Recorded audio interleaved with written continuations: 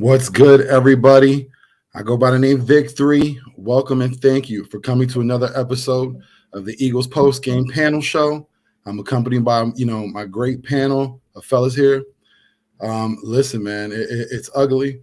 Let's start it off with the guys. Let me introduce the fellas first, and then we're gonna get into the nitty gritty. First, we got my guy Gio. From the 215. How's it going, my guy? You already know it's Gio. I'm mad as hell. 215. You already know. Next, we got BLSG, my guy. Thank you for coming through. Yeah, no problem, man. Apparently, it's a shame the Eagles lost today, but we surprisingly didn't lose by as much as I thought we were going to lose by today. So at the end of the day, it's not a bad loss, but there's still some blame to go around. And we got my guy Jerry. What's going on, my guy? What up?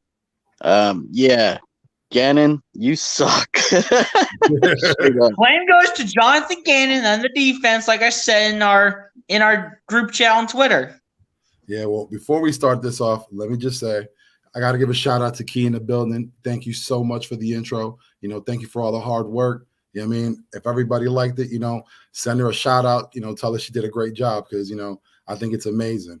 But yeah, man, let's get into this, man. We lose a close game. There were some instances where we thought, the coaches were letting it get away from us, and then, we're back in it. But again, how we start off all the time when we're coming in. Let me get everybody's, initial reaction. I'm going to start off with you, Gio. Let me get your initial reaction on today's game. Man, Derek Barnett, man, cost us that one game on that PI.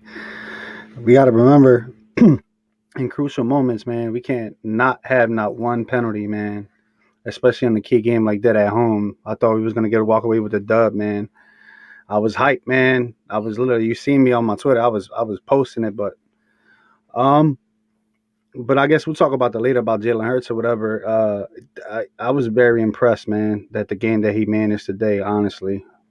That was that and the big loss to Darius Slay, man. That was another key loss, honestly, man. Not to forget Vontae Maddox. We lost him too. Yeah, you know what? Yeah, I caught the game late, man. I was literally coming home from work and just catching the game, man. So that was crazy, bro. Yeah, it was rough. But BLSG, let me get your initial reactions, your thought on this game. Yeah, I honestly thought this was a pretty decent game by both teams. I mean, the Eagles were staying in. They were doing whatever it could take to fight in this game. They were doing all they could to fight with Justin Herbert and the offense as well as the defense too. I mean, the only blame I can take away from this game is because of Jonathan getting that defense, man. I mean, we couldn't stop the Chargers multiple times. I thought Sirianni he coached a pretty decent game today, but the blame goes to Jonathan getting that defense for not only multiple penalties, but just multiple mistakes. And when you lose key players on defense like Darius Slay and Devonta Smith, like Gio was mentioning earlier, when you lose key players like that to try to stop the wide receivers on offense like that, when you lose them, it's just not good at the end of the day. And honestly, at the end of the day, you just can't let the offense get to your defense like that in the biggest moments when you need it to happen. Yeah, man. I agree with you 1,000%, man. Jerry, my guy. Well, let me get that initial reaction. Well, thanks to your girl Kia, because that was dope. Number one, Yep. That was really dope. I really like that. Good job. And well, I don't know. Let me take it from the top, from what I was looking at. Mhm. So, I think Jalen Hurts missed a couple throws there early. I mean, but he did manage the game pretty well later on. He got back in and did better. But really, the blame does go to Jonathan Gannon for not giving the offense enough. You know what I mean? Like he couldn't give the ball back. You know what I mean? And there was some times during this game where he could have disguised, the defense, and he just didn't. He didn't do anything different. He just kept letting us get beat. So that's pretty much my first take. Yeah. Yeah, man. It's a heartbreaking loss. We came into the first quarter. It looks like we were going to abandon the run. They came out pass happy, but then we settled into things, and then we were coming in. It was a good back and forth, but ultimately we couldn't handle it. What are your thoughts on Jalen Hurts today? Again, he ended the day with 17 or 11 of 17 with 162 yards and 1 touchdown. He wasn't over the top spectacular, but he did manage the game like it was mentioned. But Gio, let me start off with you. What do you think of Jalen Hurts and how he performed today? He was good. He was solid, man. Like I said, last week when we were talking about it going in the Chargers game, he looks good in play actions, man. I mean, you seen that he went 3 in a row and connected with Smith, man. I thought, like I said, that was the juice right there. That I thought the fire was coming back. That offense gave that spark. But big ups to Jordan Howard, man. He's on that 2-game contract going in from the practice squad. So hopefully we can make him in the starter rotation with us, man, in that 53-man roster. But just they opened up for Jalen Hurts, man. He looked at poise. The pocket presence was damn near good, and honestly, he just got to work and improve in his footwork, man.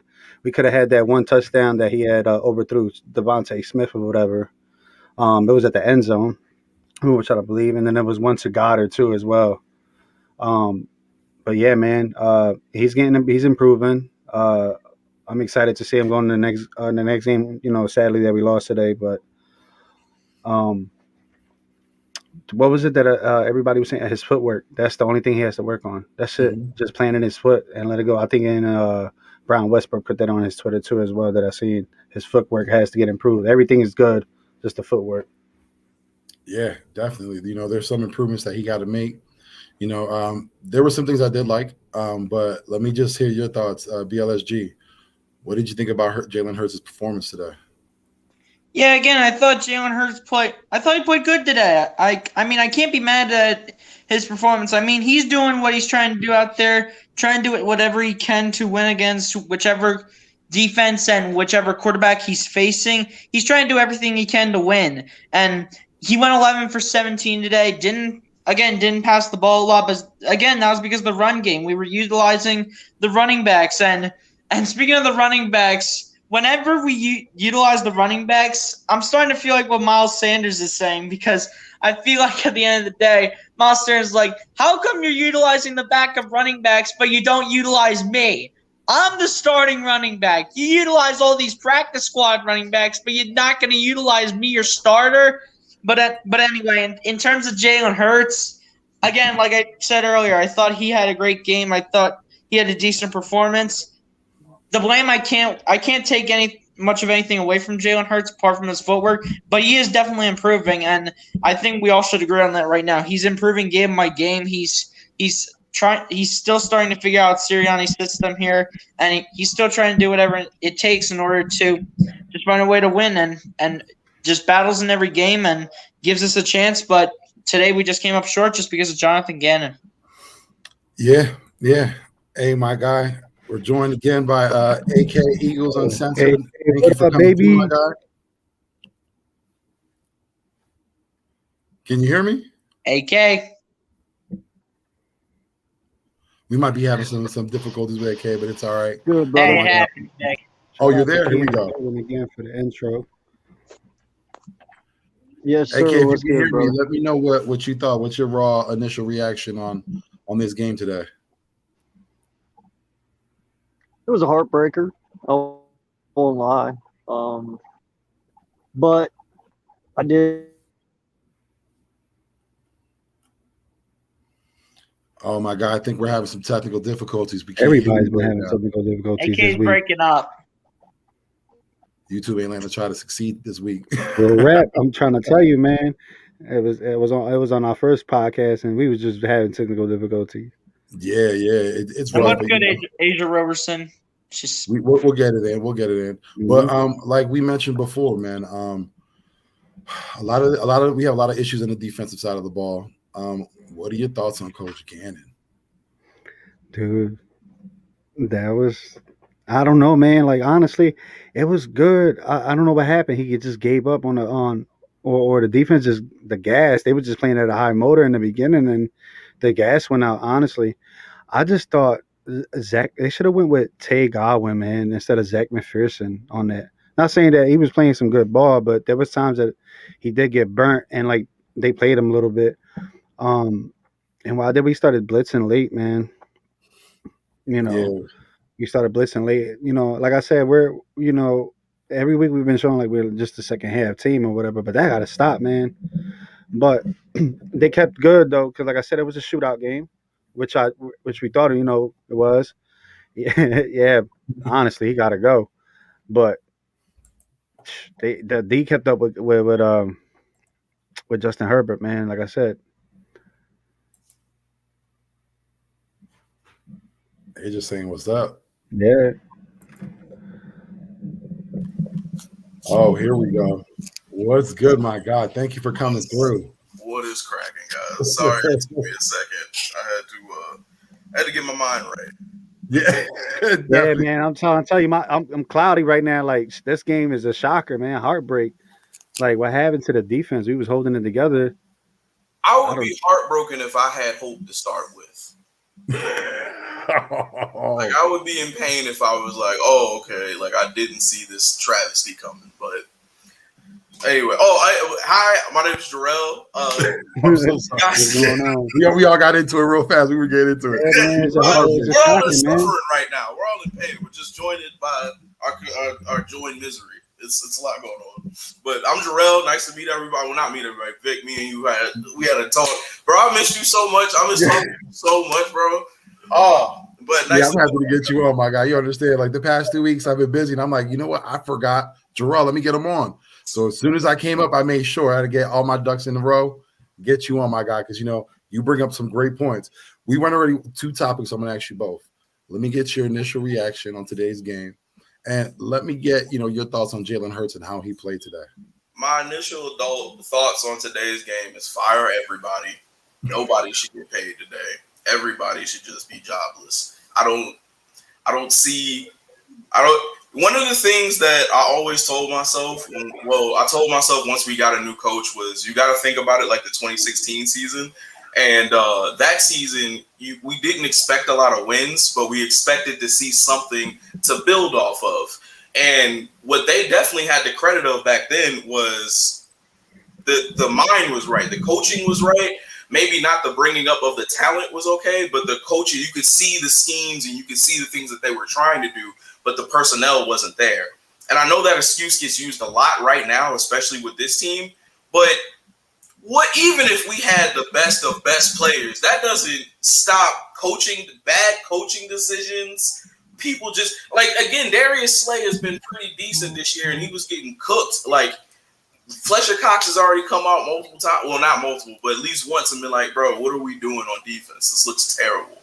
Like openly to the public. So, and that's been one of the banes of our existence. So there's nothing that has seen me. I haven't seen anything this year that helped me build hope to be like, okay, maybe we don't have everything together this year, but next year will definitely be better.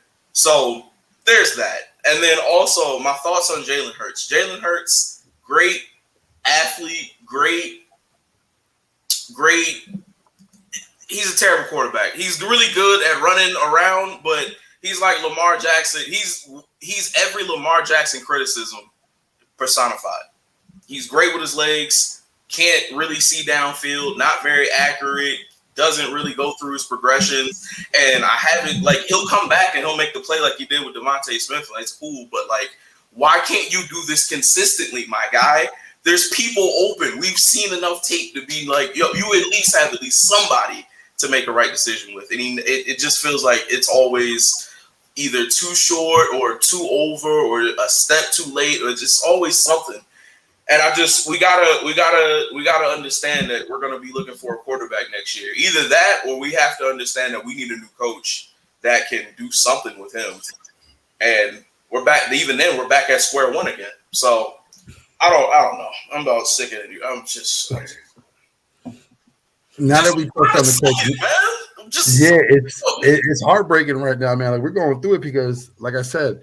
Last week when we came into the game, I didn't want Detroit being a setup. I didn't want us to get set up with the win on Detroit and thinking that, everything was fine, that we're kosher. But then when we come in this week, it's a setup. And I even thought that it was going to be a setup game. We played well. We kept it close throughout the whole game. There wasn't really, much we can say that aside of the defense, not being able to keep up at times. that there were some bad plays made. Sometimes some decisions, play decisions early on, I didn't agree with. I thought we should focus on the run more a little early on. We didn't do that. But again, they had a pretty good game. We kept it close. We just lost it at the end. I just hope going forward, this doesn't start a trend that, we continue to go downward because, again, the next 2 games coming up, we have teams that are coming up off the men. They have their own issues. We haven't been able to take advantage of a team yet this season except for Detroit and what was it, Atlanta. That was it. We come into today, we fall flat on our faces again. Again, we can't really say with Jalen Hurts. This one, for me, it's all on Gannon. Today is all on Gannon. Even the missed touchdown to Devonta in the back, where it was a complete just miss of the play. Yeah, he made some mistakes, but again, I think just because of the position, he may have thrown the ball a little too high. How many times do we say that a game about him? Too high, too low. You didn't see the guy. At some point, you have to be like, bruh, come on with it. I totally get it. Hey, let me get to my host, my friends that came through, my guys. We got Coach Dante. We got AK back in the building. And we got hell yeah. How we doing, fellas? How we doing? I'm good. Coach's face tells me everything I need to know right now. He gonna get a single. You gonna get your single because I know you hot. Oh yeah, hot. I'll start. I'm gonna go through it because we had a couple of questions to go through. I'm gonna ask you for your initial reactions on the game. How did you think Jalen Hurts performed? And your thoughts on Gannon. Mitch, let me start off with you. Then we're gonna work our way over to my left. So my thought. Well, first, how did it feel going up against James Conner and Melvin Gordon? Man, it's like and you can't even make heads out of it, yo. Like, that's serious. You come in thinking because Kyler Murray's hurt, they're gonna focus on the running game. That running game hasn't done anything, so they're probably gonna lose that game, not handily, but they're gonna lose the game. Wasn't the case. James Conner had all the spinach in the world to eat today. He was Popeye out there. It's ridiculous. Yeah, but for the Eagles, oh my God, how many we didn't blitz at all. One. Jalen Hurts' inaccuracy, leaving people open, is driving me crazy. Like, people are saying this is like McNabb, but McNabb found players open. So you can't compare the two. And Jonathan Gannon, oh my God. Eckler ran for how many yards? Hold on, I got it right here. A lot would be the answer. 16 carries for 59 yards. Oh, it felt like more. He ran the ball when it was important. I was going to say, it was clutch moments. It was key moments in the game where he was getting those first downs and making plays. That's why it felt like all day. And what sucked was those moments were the times that we should have known, to pinpoint on him, and we didn't. Like, there were times where we could have got him in the backfield. We just didn't do it. We didn't wrap up. Whatever the case was, we didn't get it done. But, AK, let me get your thoughts, my guy.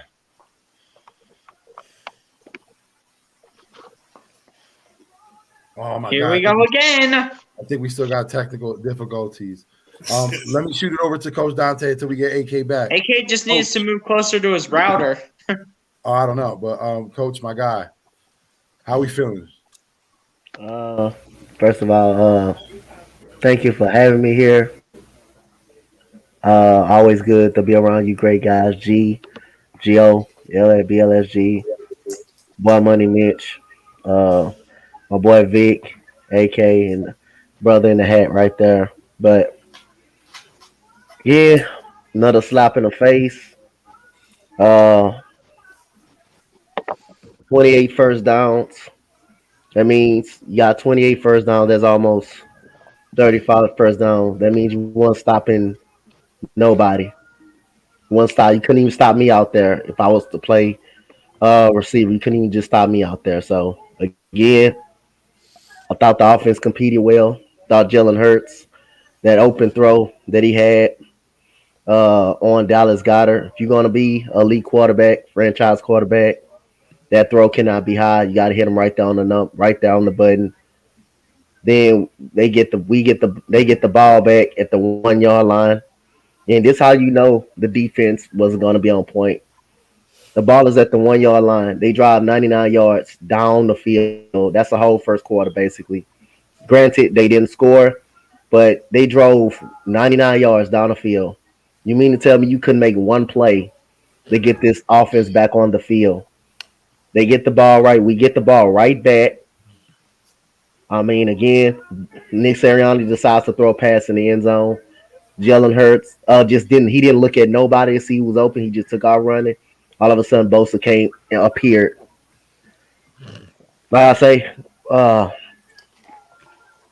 the tight ends they ate today. We had no idea how to guard them. Just like we was previewing all week about it. Me, Vic, Gio, tight ends ate today. We just had no answer. Can't cover nobody. Uh, Derek Barnett tied up at 24. So he gonna always just find a way. He's gonna always find a way. Just basically gave them a free first down on a 3rd and 6. Justin Herbert gets a quarterback sneak. Next play, touchdown. Nobody touched Justin Herbert. That was the turning point of the game right there. Proving there's always Derek Barnett doing some discipline stuff where if he's hitting the quarterback, jumping off sides, there's always this guy. I'm not ready to get rid of this guy. We didn't again. Another game we lost time of possession. 33 minutes. They had 33 minutes to 26. 7 more minutes. We didn't every time we don't win time possession, we pretty much lose a game. Pretty much lose a game, man. I mean, Jalen Hurts didn't perform. He performed okay, but if you're gonna, he performed average like he did last week. He performed average. If you're gonna be a franchise quarterback, an elite quarterback, when these guys are open, you have to hit those throws. Look at the throw from Justin Herbert to Mike Williams. That was perfect ball placement. Great catch right there when Williams can get it. You have to hit throws, wide open throws when they are open. Just easy passes, slant passes for Justin Herbert, out routes. The receiver, I mean, Keenan Allen had 12 catches for 154 yards. I mean, the defense couldn't stop a nosebleed today. They couldn't stop nobody on this panel. The defense got just gashed up. That's what happens when you don't mix up coverage, when you don't put pressure on the quarterback, giving up those easy slant throws, those easy crossing routes that can get a quarterback a rhythm way fast. The defense just didn't show up, man. Defense just didn't show up. And Austin Eckler, he didn't run the ball too good. He caught great passes out of the backfield, but when he had to run the ball, he got the job done. And I did pick the Eagles to win this game 27-24. But the one thing, the score was opposite on the other side. And it's unfortunate. We're 0-4. Fans pay all their hard, the goddamn money to come watch this team compete to not win a fucking home game at home against a contending, not a playoff contending Chargers team. It is unacceptable, acceptable, is disgraceful. And it just, man, like I say, the defense just didn't show up. They couldn't stop. The first drive of the game, you can tell. They went 99 yards down the field. That's almost a whole goddamn first quarter. We ran the ball pretty well. We gave the ball to Jordan Howard and Boston Scott. They were able to eat. But when your defense, I thought the offense did very good. Nick Sirianni finally called a decent game a little bit. But when you're giving up offside penalties, the result in the first down, and when your defense is getting gashed on the pass, that is unacceptable. That is unacceptable. So right now, the defense is concerned. I'm concerned about Jonathan Gannon. No adjustments at all.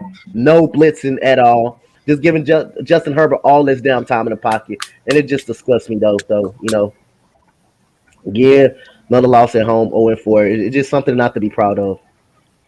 Yeah, it's heartbreaking when you look at, the stats. Herbert, 32 of 38 for 356 yards and 2 touchdowns. He spread the ball around. He got the ball to 10 different guys. As you mentioned before, Keenan Allen had the high with over 100 yards, 104 yards, no touchdowns. Next up was Mike Williams at 58. But we held him down. But our main problem was just that you mentioned, Coach. It was the tight ends. We didn't focus on Cooks. I don't remember the other tight end. He got some plays off. That's all on our linebackers. That's all on Gannon, how he schemed things. It's hard to say because, again, we were right there. I mean, we were keeping up with them. But, our defense, it failed us. Now, going forward, in the third quarter, we were down. Slay got injured. We were without Maddox. I'm not trying to say it's an excuse, but we kind of got to figure out that kind of did play into things, even though, the guys came in, they filled in pretty admirably. McPherson, what do y'all think about him? Like, do you think he can continue going forward? Like, if Slay's really injured, and, we already said Maddox, I don't know the extent, but I know he didn't play the rest of the game, so that got to be something serious. Do you think he'd be able to fill in? The first play he got in, was the miss pass. You could openly see he didn't know the play, and the wide receiver was wide open. If what's his name didn't throw that crazy pass, that's a first down. So you don't even know what you're doing out there. How am I supposed to build confidence in you? Yeah. Hey, Papa Sword, thank you for coming through. AK, can you hear me, my guy? Oh yeah, I hear you. All right. That's what's up. Hey, what's cracking, AK? Okay, I'll be quiet. Now tell me he has internet issues again. All right. Let me ask Papa because Papa What? wasn't. No, I'm here. Oh, he's okay, there. okay. Let me I get, said let me, what's I didn't good, get to bro. hear.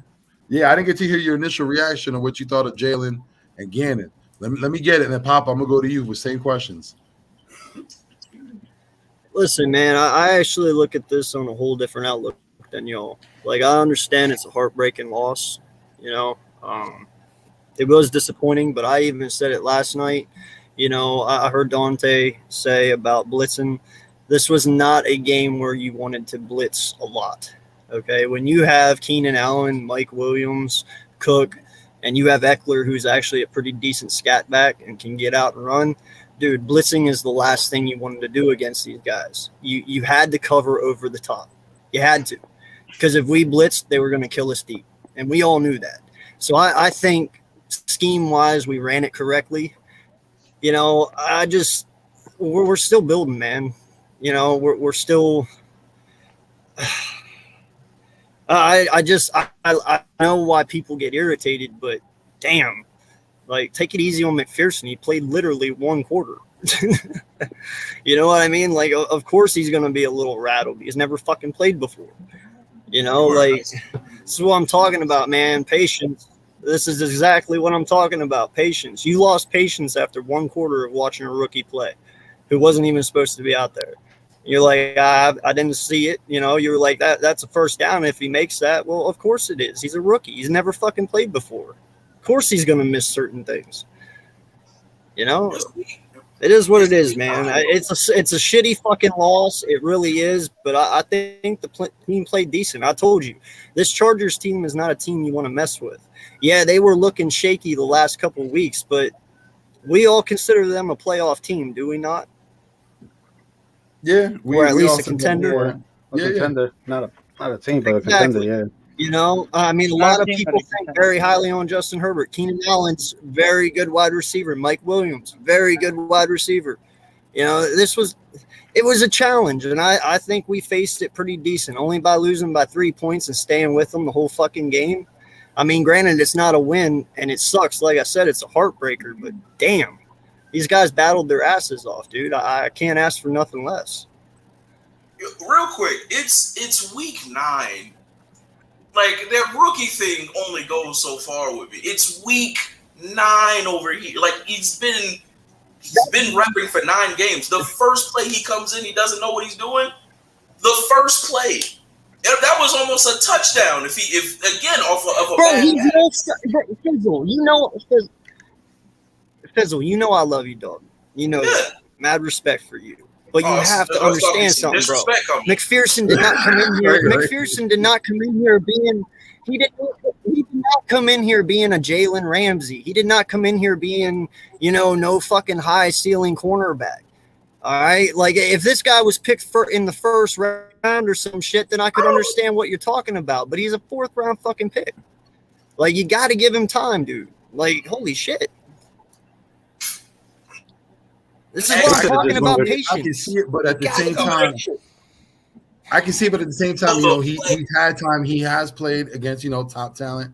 You got to know, when next man up, it's your time to perform. You can't fall back on the jitters or being scared of not knowing the play, because especially when you know the position he was in, and once you knew he was on the field, you got to be with it.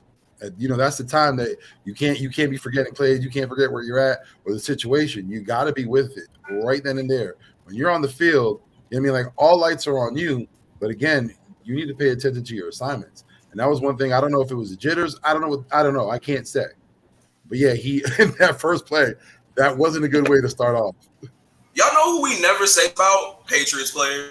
We never talk about them. They never look unprepared to come in and handle some business. So why are we holding on to the standard in week 9? The not knowing, not looking prepared, that's on coaching. And that's another thing too. It doesn't seem like coaching. It seems like they come in going, this is what we're going to do for an attack. And then the team goes, okay, either we're going to figure it out or not figure it out. And if they don't figure it out, it works for us, like in Atlanta, like a Detroit. But most of the time, when they're a competent team, well, I guess we're losing today.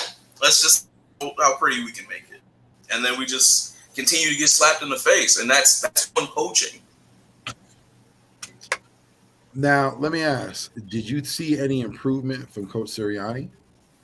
Let me start off with you, Gio. Do you think you saw any improvement? No. No. I'll be honest with you, no. I was rooting for the guy, hoping he was coming in with the same game plan that he had last week. That was a whole completely different story. When he started throwing them screens to Rager again, I'm like, oh yeah, here we go again. They let it up, but like I said, he just kept running the ball. But what the hell, man? Can we go back to why didn't they start Tay Godwin instead of Zach McPherson? Like, that got me pissed off.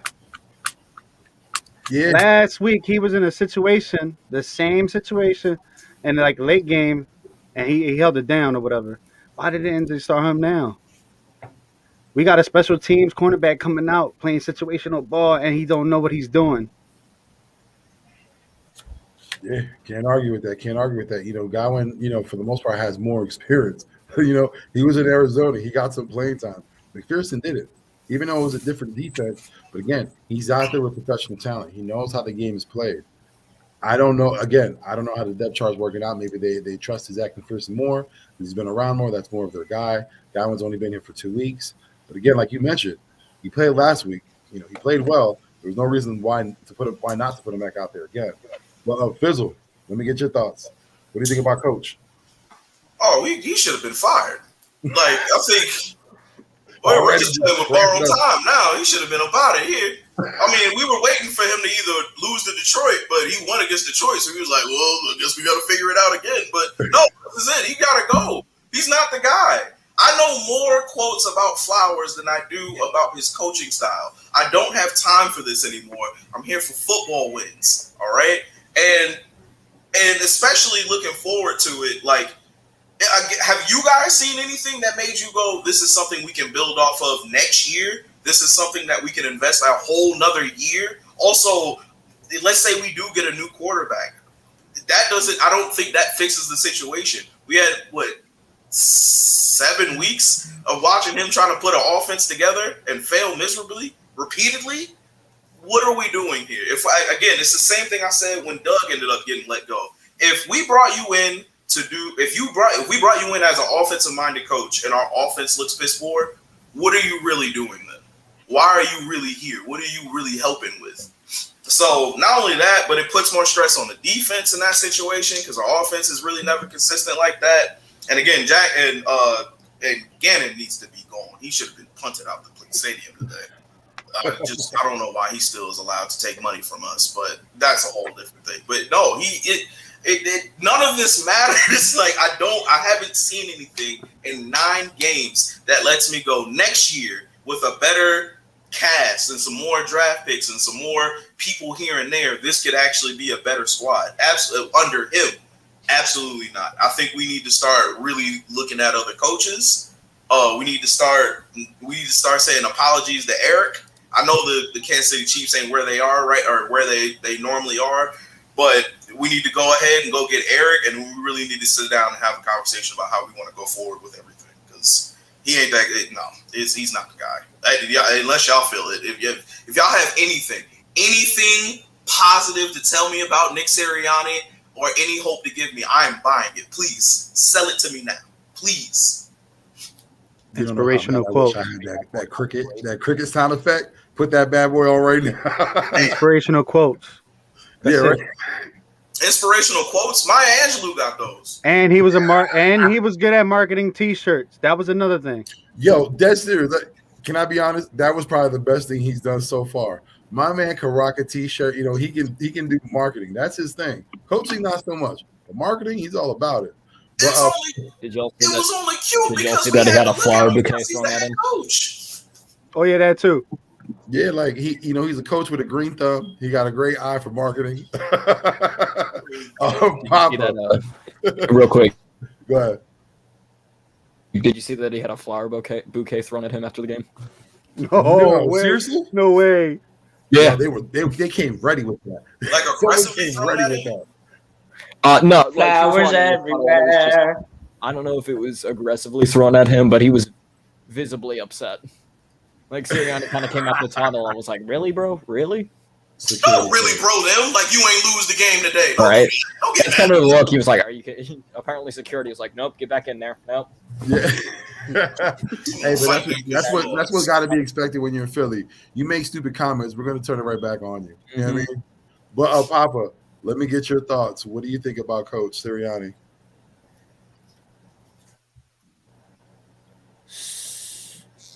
Okay.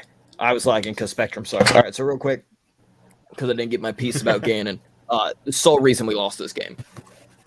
Gannon sucks. He deserves to be jobless after tonight. And I know we're on Nick Sirianni right now, but Nick Sirianni's Italian. We've all seen The Godfather. Gannon needs to walk out with his legs broken. I mean, it's just Sirianni needs to just break the legs, you know? You're trying to put horse heads in beds? Yeah. So, yeah.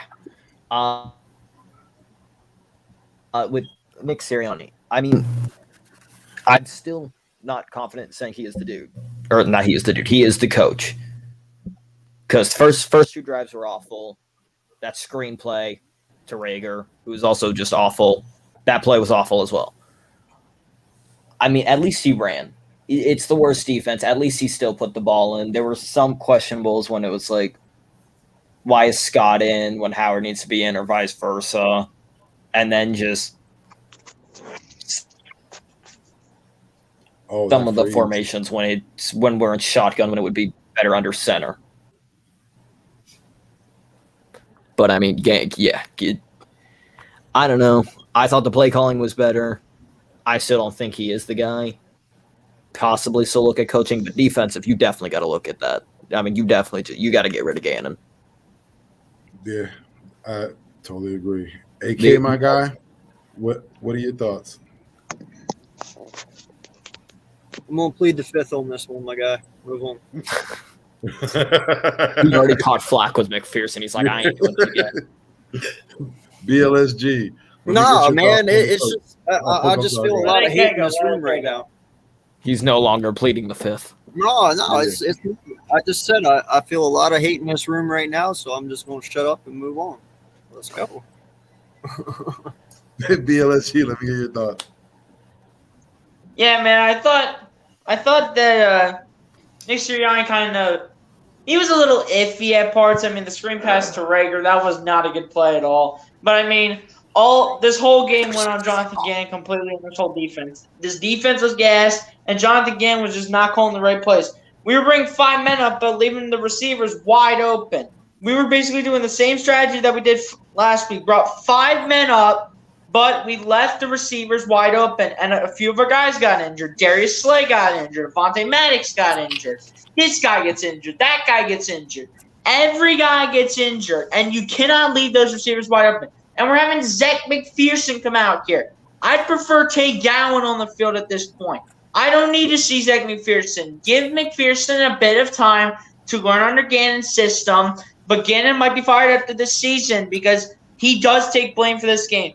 But thoughts on Sirianni? I like Papa said before. I don't think he's the guy. I think we need to bring a guy who has head coaching experience, and I think we need to just bring someone that knows how to play the head coaching role. And at the end of the day, fire Jonathan Gannon. So I don't care what anybody says. Get rid of Jonathan Gannon. Get rid of Sirianni. Let's get some veteran talent in here.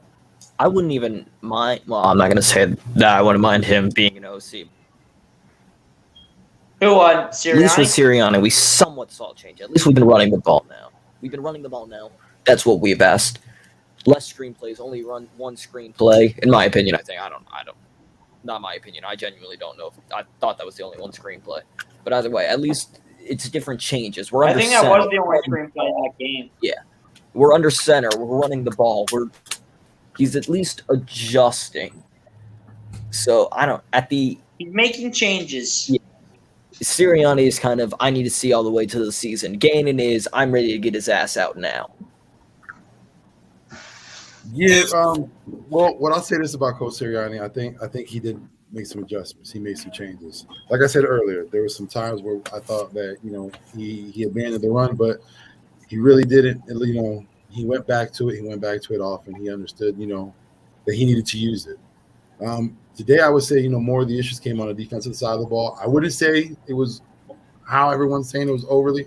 Gannon did make a lot of mistakes, but again, we seen early on in the first quarter when Chargers took it downfield, we bent, we didn't break. We made a good play on fourth down. We made multiple good plays on fourth down.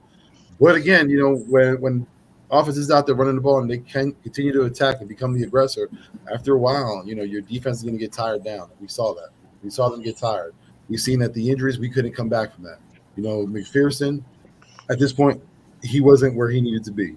We put him out there. He looked like a deer in the headlights. He kind of reminded me of Eric Rowe, when he was up against Megatron. Not saying that anyone on that team was a Megatron, but it was just like he was just so out of place.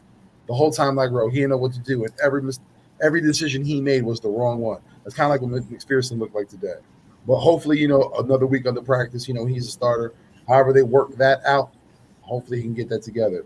As for Coach Sirianni, right now, I can't say if he's the guy because of the fact that I do see a little improvement. That's the thing. Like I said, from the beginning of the season to the end, you want to see improvement. It might not be as fast as we like it. It might not be to where we want him to be, but you can't deny that the guy is trying. The guy is switching things up. He's not running the same offense that he did 3 weeks ago. You know what I mean? He is trying to bring in the running more. He's switching it between Howard and Scott. That's something more we could have said before. Hurts, he's using them more as a game manager. We've seen he only threw the ball 16 times. It wasn't anything that Hurts was trying to do too much. He had 6 misses. So if we're saying that he had dropped passes, all right, he missed 6, but he still got 11. It's not that great, but it wasn't like he was missing the ball all over the place. He had great awareness today. I'd say that about Hurts. His awareness was a little better than before. Usually when he's going from the blind side, he doesn't see anything, and he kept an eye on that end. Didn't go to his left much, but we all know that's Jalen. But as for the coach, I do see that he's made some improvements. Right now, it's a little too early to see if he's the guy. He's trending in the direction of being fired. That's what I'll say. He's trending in that direction. I won't say that he should be fired. I'm saying he's facing the dark light of fire. That's where he's at right now. He's not doing anything positive to stay here. He's doing everything to get out of here. That's the best way I'll say it. You're nice. You're so nice. I'm trying to be political. As the host, you got to be political, man. You're so nice. He should get his resume ready today. But at the same time, it's right after a loss. Like, when I say raw reactions, it's for a reason because, a lot of people have some feelings towards this loss. That they had a lot of expectations going, and it didn't live up to it. But if everyone looks at how we thought about this in the beginning of the week, we all said it was going to be a close game. I don't think anyone thought that the Eagles were going to come in here and, win by a lot. We all said it's probably going to be a 3-point game, a little bit more. And that's just what it was. It just didn't end up in our favor.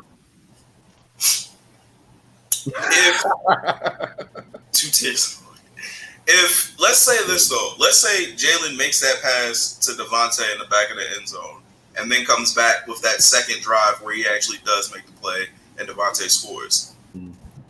I have no complaints at that point. Because, again, just like you said, it's a small sample size of him throwing the ball, but he has to make the key throws. You got to make these plays, brother. And it just feels like when the moment is there to make the key play in the key moment, he always – and it's in his hands, it's always something. Yeah. What did you think about Devonta Smith today? Did you think he had a better showing today than last week? Let me tell you something. I'll start off with you. Yeah. I mean, yeah, I'm gonna say yeah. I'm not gonna be biased. He did catch a couple balls. I mean, he came up clutch sometimes when Jalen almost had them inaccurate throws to him or whatever. But yeah, I think he showed improvement. It just, like I said, he just can't be the first read, man. Jalen had other dudes that was open. It can't always be Devonta Smith, and especially that one in the back end zone, man. That was y'all, man, back in Alabama and in the Bama days. What happened? That was something I used to connect with back in the day. So I don't know, man. That was a shocker. Like I said, my man right here said that would have been a different ball game, man. Honestly. Yeah, Fizzle. What are your thoughts on the rookie? Devonta Smith should be in Howie Roseman's office right now going. So are we getting Russell? We're getting Russell, right?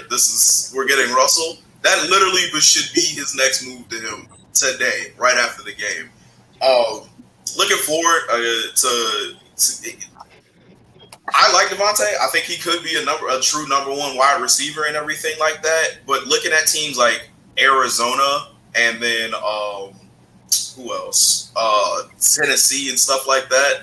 Seeing the plethora of talent that they have around them and quarterbacks who can deliver them all in those situations. We're in a unique point right now where if it goes and we don't think Jalen Hurts is the guy, personally, I don't think he's the guy. We're in a real dope time where we can make a play for a guy who is the guy, aka Russell, Aaron. I forgot who else is about to be a free agent out here too at the quarterback spot. There's another really big name going. So if either one, we can use Devonta to sell them on coming to Philly or being sold on Philly, and that's exactly what we should do. And again, Monday at 4 p.m., I think that's when we can pick up Odell if we decide to grab him off of waivers. I feel like if we end up grabbing him off of waivers, then things get real interesting because there's no way you can sell me on Devonta Smith, OBJ, sticking with Jalen Hurts at quarterback. That definitely means we're going to be in the play for a veteran. And that changes a lot. That makes everything a lot better. But as far as Devonta Smith and only Devonta Smith should be like, hey, Jalen, thanks, bro. Appreciate it. But, you've seen you. You know who you are. You bring up a great point that I'm going to come back to because there was someone that we need to talk about. But Papa Sora, let me get your thoughts on the rookie. What do you think? Well, I would first like to say, Russell Wilson isn't a free agent. He can waive his no trade clause, but he's not a free agent. Yeah, but we got 3 first rounds, and we're probably definitely going to get that first overall from the Dolphins. So we would at least have to trade maybe 2 firsts and maybe a one down the road to go get him. But a team with Russell, Devontae, even Russell, Devontae, Miles, and Dallas, that's more than enough for us to win the division, let alone to make some real noise in the playoffs. Ooh, that's some wishful I don't know. thinking. After watching that defense, I need my picks for defense.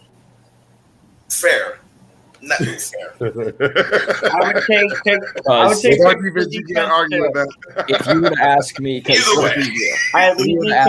Russell Wilson would take a lot of picks, and probably Miami's, which right now is the top 3. So if you were to ask me, Russell Wilson, a 30-year-old QB with a shit defense, or Kyle Hamilton, who can change this defense, I'm going to go with Kyle Hamilton. I'm going to go with the defensive players. Fair. This defense. I like that. Someone we could get the first overall pick, Kayvon Thibodeau. But AK, let me get your thoughts. What do you think about Devonta Smith and how he performed today? Tonight, he did fine. What, he had 88 yards receiving on 4 catches? No, he had 116. What did he get? Yeah, oh, okay. 116. My bad. Last time I actually was listening to the announcers, he was at 488. Yeah, 5 for 6, 116, and 1 touchdown. So, dude. Good game. Yeah. There you go. All right. It's a good game. As long as he gets better each and every week, it's nothing wrong. We drafted him to be the number 1. That's what he's playing as right now. So, just improve, man. But I like what I see from him. He can get open. He runs great routes. He has good footwork. So, I don't see any issues with him so far. BLSG, your thoughts on the rookie? Yeah, I thought Devonta Smith had a really good game today. I thought this was one of his better games that he had since a game like the Atlanta game, for instance. Take that, for instance. Basically, you could take games from early in the season like Atlanta, San Francisco. Maybe you throw in the Kansas City game. I think he had a few receptions there. But you take those games, and I think this is one of the best that we've seen from Devonta Smith so far. And I feel like this kid is just going to improve as we go forward. As long as Jalen Hurts gets the ball to him and Devonta Smith just does his thing, Devonta Smith will improve and be a much bigger threat to be our number one wide receiver. Yeah, I totally agree. I think Devontae had a good game. There were some drops that could have been made. They would have made it even better. But the kid's shown his talent. He has it. He's a great route runner. Just doing what he does best. Just trying to do what he does. Yeah, I just hope that the connection between him and Hurts can get a little better. That's what we thought. Them, we mentioned before, them two coming out of Alabama. They should have better chemistry. And they had some good receptions though. First year. They've had some good connections, but we mentioned before it's either maybe a slightly too high or just out of the reach of Devontae, or maybe within his catch radius, but it just wasn't there. It's just tiny things that they need to improve to get better. I think Devontae's the guy. He is where he needs to be. But like Fizzle was talking before, he brought up a great point, and I have a question for everyone because I myself don't have an answer for this. I'm hoping one of you can help me. But if you could just help me out with this, what happened to Watkins? Where the hell is he? He's a great talent, and it's like every week we fail to recognize that. We fail to look his way. We fail to call his number. I think he had only two attempts today. That's it for 9 yards. He was in special teams. Guy involved. If you're constantly focused on Devontae, what do you think the defense is going to do? They're going to focus on him. So again, you need to spread the ball. Look at Justin Herbert's what he did today. He spread the ball to 10 different receivers. You know what I mean? And look at how it benefited him. I don't understand that. I'm a little upset. I'm not trying to go crazy. I'm trying to be the host to be political. Fellas, Gio, talk me off a ledge, my guy. Do you know what happened to Watkins? Do you know why we are ignoring a top talent on our team? He's still on that milk carton, man. That I was talking about last week. Bro, I seen them 2 attempts, but then again, did you see him on special teams? He was trying to return punts. My guy's out there. That's not a punt, dude, man. That's a 1. He could turn him in 1, have Devonta Smith at least 2, so they could get or the other way around. You can't always keep giving Devonta Smith the ball, even though he had a $115 a day with a touchdown and 5 receptions. You gotta give credit with his dude, but still, like he shouldn't be the number 1 guy. And then again, like I don't know, man. That's the speech here too, man. I have no words. I literally said he's just in a milk carton right now. Like I'm dead serious. I gotta make a milk carton for it. That's gonna be my next draft for my next one. For every player that's been missing, we're gonna put him in a milk carton. Grizzle, please help me. What's going on? All right. What happened to Watkins? Listen, I've been known to champion wide receivers who are absolutely bums, right? Get called absolute bums. Me personally, I think they're just okay. Namely, Mac Hollins. Listen, I know Mac Hollins is Mac Hollins, but trust me, in the same situation though, a deep threat wide receiver on a team that needs somebody to go over the top and be downfield, just as a threat, and the team is just going, but no, let's just not do that consistently. And it's not just him that I feel like is being used out of position.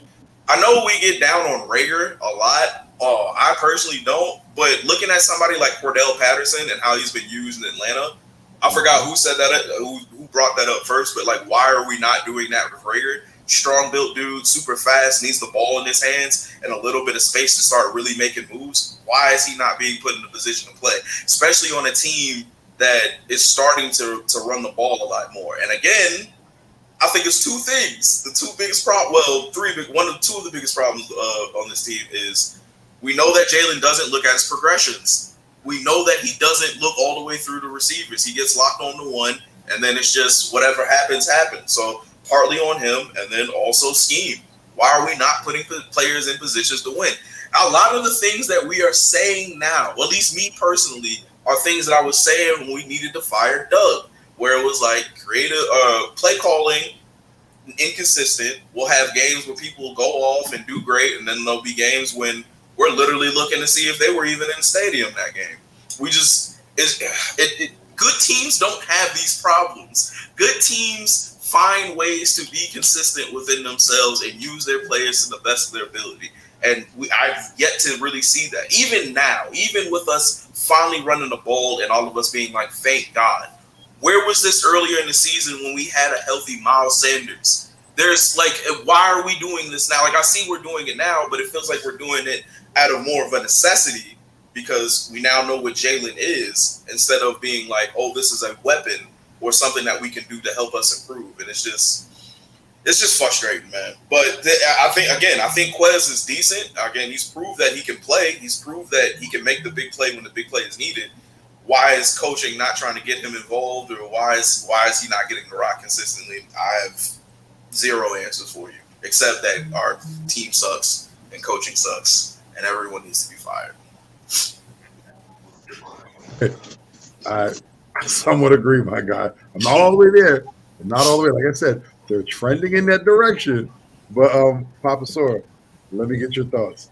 Yeah, I mean, dude was mainly on special teams today. I don't even want to say it's the fact that he's not getting looked at. I don't know. I feel like they're not calling him, they being the coaches, are just not calling him or giving a play to where, hey, look towards Quest. Because you'll always have the one play to where it's like, hey, this is your primary receiver. So let's get some plays where he is the primary receiver. And I also don't know if it's just the lack of a veteran QB and he still just needs to learn.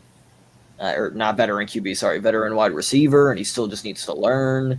You had it right. You said it right. Well, both, but like you definitely had it right the first time, bro. Listen, I thought Jalen had an excellent game. Well, not excellent, but I thought he had a very good game. I thought this was one of his best. Personally, in my opinion, I feel like he was partially one of the only reasons we were in this game. No, I mean, I get it. He had a couple of missed. I mean, that Goddard throw, yes, it was high, but also I know he was hit on it, and I feel like Goddard probably could have been able to fight for a little bit more. And correct me if I'm wrong, because I'm having to go off of play-by-plays because I don't get the game by in Florida. So I'm having to go off of play-by-plays and then look at clips on Twitter and YouTube later after the game. I got you. I'll send you. Just message me on Twitter. I'll send you where to go. But I saw he jumped up, got it, hit it with his one hand, kind of batted it down a little bit. But then after that, just kind of stopped going for the ball. I feel like he could have probably fought for it a bit more. But this is also me seeing the play a couple of times off of a little clip. And then the Smith, I get Smith, Smith. I get it. Smith wanted it high. He threw it low. But did Smith reach down, even try to attempt to get it down low? No, I think it was. All right, yeah. I mean, So, I mean, he might have been able to dive for it. Maybe, yeah. So, like, those were the two plays that were probably... The Smith one was bad. The Goddard one, in my opinion, was a little bit... Could be debated if that was bad or if that was... He got hit or Goddard could have caught it, blah, blah, blah, blah, blah. But I mean, you saw with the runs, how many crucial third downs did Jalen pick up with his feet? So real quick, you said that you thought this was his best game. And I thought it was one of his better. I thought it was one of his better games. Well, yeah, what are his better games? There's two critical plays we brought up where we're looking at everybody else but him now. We're saying that they didn't have. Well, you personally were saying they could have made a little bit more effort, but this has been consistent with the season. This is what he's done all year long. It's always been a little bit of too far this way, too low, too high, too far to the left. Like, it's always something. And that's what I think he is. Yeah, and that's why I'm like, his running ability has to be great because he's not that accurate. And he doesn't read his progressions. He doesn't know how to look people open or even look their direction. If he's a little bit under duress, he's already ready to take off. Which, again, works in some really dope plays like the backflip play and everything like that. That's cool, but we can't live off of that, man. We see what happens when we try to be consistent with that. It's not we're not good. I hear you. Like I said, I still feel like it's going to take all of this season to gauge and be like, do we need to spend a pick on a QB, or do we think he's shown us enough to where next year he'll be able to develop? Because like Vic has mentioned plenty of times, this is like his 5th playbook in 5 years. Mm-hmm. That was fourth. I want to say fourth, but fourth, whatever. So I never get credit for anything I say, but whatever. Well, I couldn't. I'm sorry, I can't remember who has said it. I had to deal with Florida football last night. All right, I've had a few drinks in my system, bro. Either way, and trust me, I hear you. Yes, I agree. The accuracy and all that. Yes, it does need to be fixed. I get it. If That's my quarterback.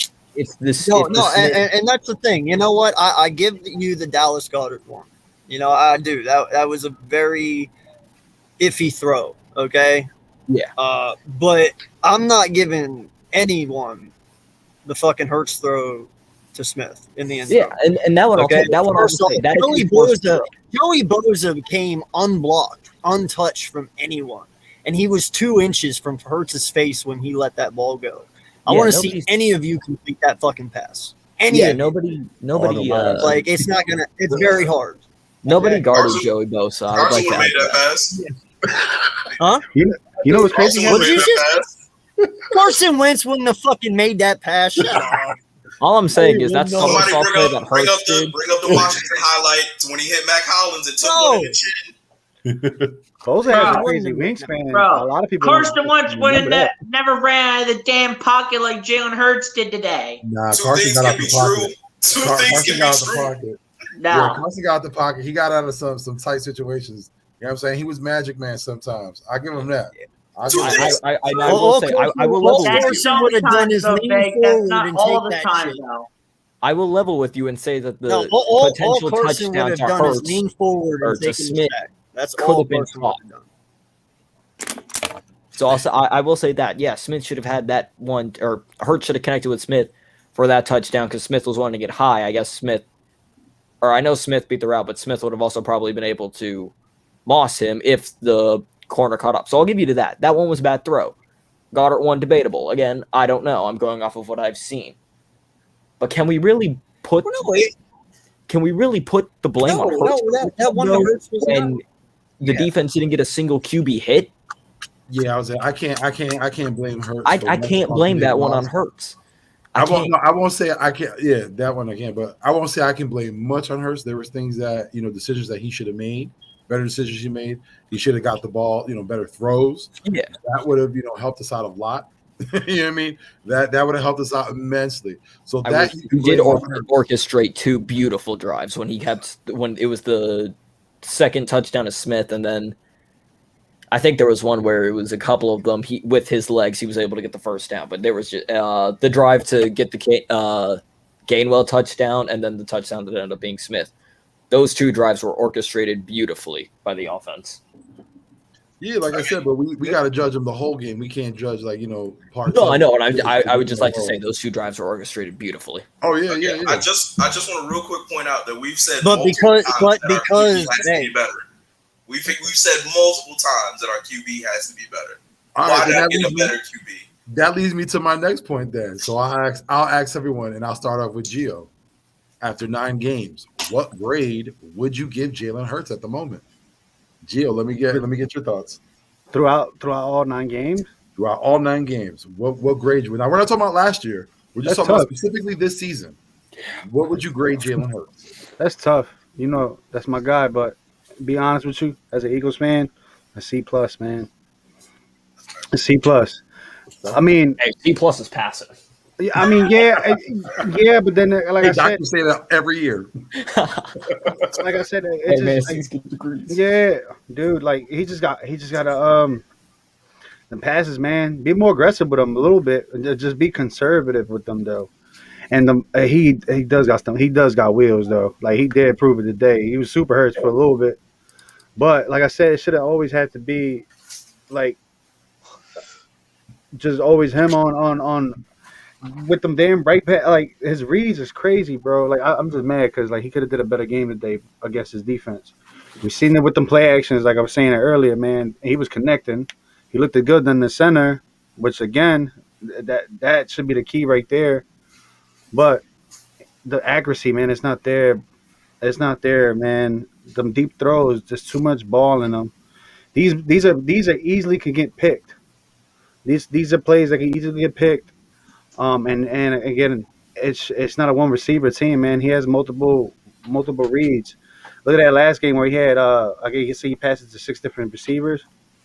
Oh, he was balling. That was the last time game he was balling, but he's been slowly declining, man.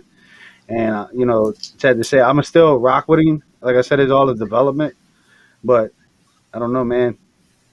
I'm losing faith. So right now we got him at a C for you, a C plus, I think you said, right? Yeah, I'm losing faith. Fizzle, where you got him at? What grade would you give Jalen Hurts for these 9 games? C would be average. So yeah, C plus is very fair because you do see. I thought it was going to be like so F. You said what? I thought you were going to be like C is average, so I'm going to give him an F. Listen, I'm tough but fair. All right, I'm just. He's not butt cheeks, but he's getting down there. He's like really lower back right now. He's tramp stamp area. Yeah. You see, tramp stamps are dope sometimes, but also sometimes you ain't really trying to see him like that. You feel me? There we go. That's a great analogy. He's a tramp stamp. I like it. But no, in all seriousness, probably about a C plus. Again, you can see that there's magic that can be happening, but I've never had a good quarterback that I've looked at be like, man, he needs to learn how to be better accuracy wise or give his receivers even a better chance. The closest person I've ever said that about was Michael Vick. But you know what Michael Vick was? He was so special between running and he was so special at making sure that he had a cannon of an arm to just be like, listen, just be in the area, figure it out, and I'll do what I can for you. That it made up for that. And Hurts doesn't have that. He's great with his legs, which is cool. And it was crazy because I was watching the game. While I was watching the game, I was like, you know what they should do? A lot of early Lamar Jackson stuff when it was him, Mark Ingram, and what's the other one's name? The other running back that they had there that was going crazy, and all 3 of them were just going in and figuring it out. I think so. Yeah. I don't remember the name, but I feel like that type of offense would go a lot better with him. But even in that situation, Lamar's problem was that he didn't have the receivers to allow his arm strength and arm talent to be shown. Jalen has targets, and it's just like it's still not there. And I don't know how much more we need to see because that's a frustrating thing about him. It's like he'll put up games like he did against the Saints, or he'll have games where you'll be like, oh no, he really is a special talent, but it's not consistent, and that's what the problem is. I don't care what your max out is. Give me what you're gonna be 9 times, or the other 6 and 7 times out of the 10. Like, give me those. That's what I need consistently, and I just don't see anything that he's been doing now or something that we can build off of, except for his magical foot ability to get out of broken plays and be like, I'm faster than everybody now. So there's that, but I don't know. A C plus, that's my grade. He's a little bit above average. He's not like a Kirk Cousins. He's better than Kirk Cousins in my mind, but also him and Kirk Cousins, I wouldn't trust either one of them with the game on the line, ball in their hands either. Ooh, Kirk Cousins comparison, damn. And I hate Kirk Cousins. I'm just I hadn't noticed. Papa. Papa, what are you giving Jalen Hurts so far for these 9 games? I mean, I feel like C plus is good. Yeah, I mean, word English is hard. I mean, yeah, I'd probably would also give him C plus, maybe B minus, but also and you looked at it with Trevor Siemian today. When the QB was struggling, what did they do? They ran the ball. They had that. Granted, Kamara and Ingram are 2 very good, but if he was struggling so early, I feel like running the ball would have helped because he accounted for like 90+% of the snaps. So of course you're going to see a lot of these not even skewed numbers, but you're going to see a lot more stats because they were running the ball a lot less previously. But I mean, besides the Dallas game, which, Dallas game was his worst game, 2 turnovers. I mean, he's held onto the ball. He's made good crucial plays. Yes, fourth quarter, that's for whatever reason, that's when we want to come out and try to start winning games, which just doesn't work. I think if you run the ball, though, you don't have to worry about that. But I mean, C+, I guess. C+, I feel like is a fair grade for him. And I feel like you give him one more year, see how he is during the rest of the season. But like AK said, that way AK doesn't be like, why do I not get any credit? Unless he tanks drastically during this year, I feel like you give him another year because, and like Vick3 said, I don't know why I said Vick3, like Vic said, Eagle fans got to learn the word patience because we've seen it with Rasul Douglas. We've seen it with linebacker Jordan Hicks. We've seen all of these guys. We got to be patient. Jordan Boyd. It's not looking out. We're not looking out here seeing. I don't even know what to compare him to. We're not looking out here, or he's not looking like Zach Wilson, where he's throwing like he threw 4 interceptions in a game. He has 4 interceptions throughout the entire season. So it's, I don't know. Unless you just got to be patient with him. I feel you, but the it could be worse argument is not that. It could be worse, but it's not better. we need it better. Like, I get you. We can win. Yes, but can you truly look me in the eyes and say if we put Gardner Minshew in, it'll be better? That's not fair. No. That's not fair. We don't use that F word here. Well, that's totally not fair. That's not even fair. Well, that's the argument. No, because I can tell you right now, the only reason you throw Gardner Minshew in is to see if Nick is the problem or not. That's the only way Gardner Minshew. That is the only way. Other than that, it hurts the season. It's that simple. I'm a strong proponent of saying the only reason why you see Gardner Minshew in the game is if Jalen Hurts is hurt, and I'm not trying to wish ill will on anyone, but that's the only time I want to see him in the game. If he's in there because of Jalen Hurts being hurt. But AK, let me get your thoughts. Let me get Jalen Hurts' grade after 9 games. I'm going to draw this out a little bit, but there's a reason, and I'll come back around. And I know Fizzle's going to have that what the fuck face as soon as I say it. I'm just getting ready for you now. No. Listen, he's like, I'm warming up the cheekbones. I'm giving Jalen a B, just a solid B, and this is why. Okay. No, yeah. See, now this is what I'm talking about, dude. I look a lot further than what you guys are looking at. One, all right. What did Sean McVay have his first year with the Rams? He had Wade Phillips, a 70-year-old fucking coach who has been through everything. Someone he could lean on, veteran experience, right? Mm-hmm. Who does Nick Sirianni have? No one. Everyone is 38 to 40 years old on that team. None of them ever head coaches. None of them with very little experience. You have Steichen, offensive coordinator, but he's never been a head coach. So there's one flaw. You have a bunch of people who are all learning together, trying to figure this all out at one time. Okay, before these last 2 games, Jalen Hurts was 80% of our offensive snaps. That is way too much pressure to be putting on a kid who's only played 10 football games in the NFL. Okay? Another thing, I don't count our wide receivers as good. They are better than previous years. Now, listen, they are better than previous years, but they're not good. Not yet. They still got time. They have to work. Okay? Fizz, you got to look at this. Okay? If you would give Jalen Hurts like a Keenan Allen or a Mike Williams or an actual true solid fucking number 1 with Smith as a number 2, this kid's game opens up a little bit more because you actually have somebody who can make – it's like Jalen said earlier. We don't have that true like physical number 1 wide receiver, that big body wide receiver that goes up like a DK or, like I said, a Mike Williams, Keenan Allen. We could have. We could have. Fucking tight end. Come on, man. I'm telling you. Not a top 5 tight end? Bro, it doesn't matter. A tight end's only going to get you so fucking far, bro. You need more than just a tight end. I'm sorry. All right, let's. So I'm gonna let you finish your point. I'm telling you this though. If you give this kid more fucking weapons, he will be better. Okay, I'm telling you.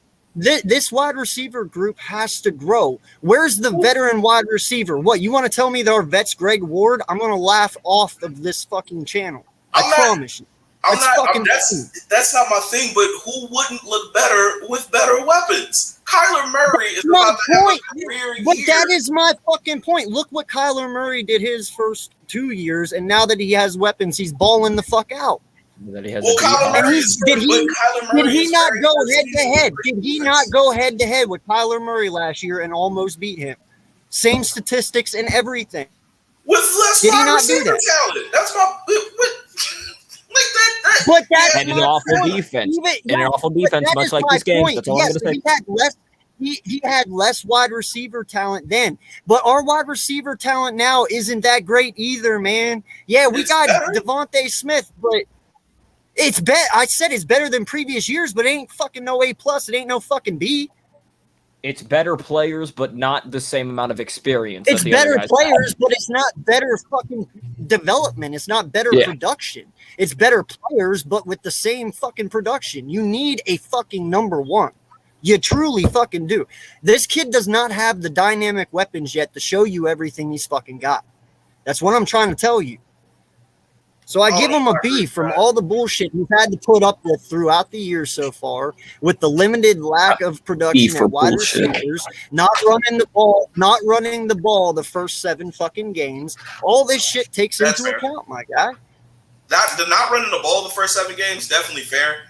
The him not having enough talent though, I don't know. He started the season with Zach Ertz. Dude, no lie, Jalen even said it down there, and I fucking agree with him. Devonta Smith and Jalen and Quez Watkins was balling out too for a little bit. He had Sanders, even though they were running the ball, he could still catch the ball at the backfield. He had talent. It's not like he didn't have people there. He had people there. And again, if we took him out and put Russell Wilson in, and I know that's a higher echelon quarterback, fine, we'll go down. We'll put Ryan Tannehill instead of him. You don't think we would be a better team? No, because our defense is terrible. No, because you talking about you don't think our offense would be more consistent. Excuse me. That we'll keep it the offense. Yeah. I see what you're saying. You don't think our offense would be better, more consistent? Probably would be. I can't deny that. It probably would. Listen, it would be, but you gotta understand. You're also talking about Russell Wilson, who's 33 years old. You're talking about. Well, yeah, but even Ryan Tannehill's fucking 34. He's been in the league forever. Of course, he's veteran experience. This is a kid that has had 10 fucking games. That's why I said the key to this year. I get it.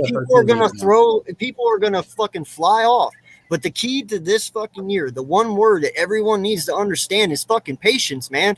Russell Wilson needed 2 years before he actually got there. Lamar Jackson needed 2 years before he actually got there. Kyler Murray, 2 years. What is the similarities between these? They're all fucking Jalen Hurts in a way. They all have the same fucking things that he has.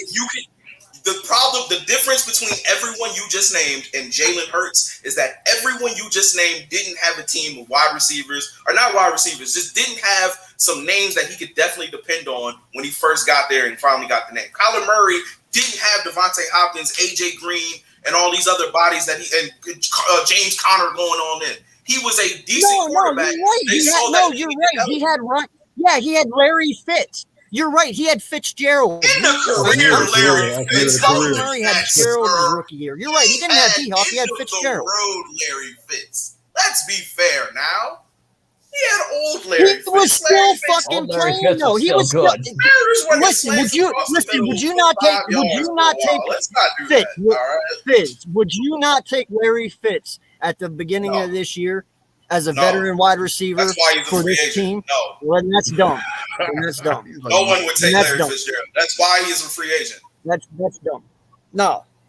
He's only a free agent because he said he won't play for anyone else but Arizona.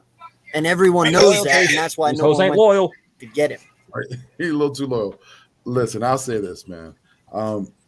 There's a tale of two Jalen's when you look at him this season. You know, you got the first 4 games, and then you have, the last 5. First 4, Jalen was he top 10? I think top 5 in passing yards. He was second in rushing for a quarterback. I want to say he probably even led the league in rushing at one time. This is just maybe within the first 2 games. He's first now. What, quarterback or just rushing in general?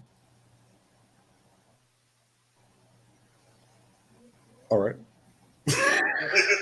I didn't know if you told that. Well, real quick. Yeah. That means you're definitely in for him getting OBJ, right? Say that one more time, bud. You're definitely down for him getting OBJ then, and us picking up OBJ if you feel that way. Dude, I'll say it again. I said it last night. I walked the line on that one. If we get him, it is what it is. If we don't, it is what it is. Here's the thing. I'm not a big OBJ fan. I still laugh to the day when I saw him kick that fucking kicker's net and it came back and punched him in the face so hard. Like, I laughed my ass off, bro.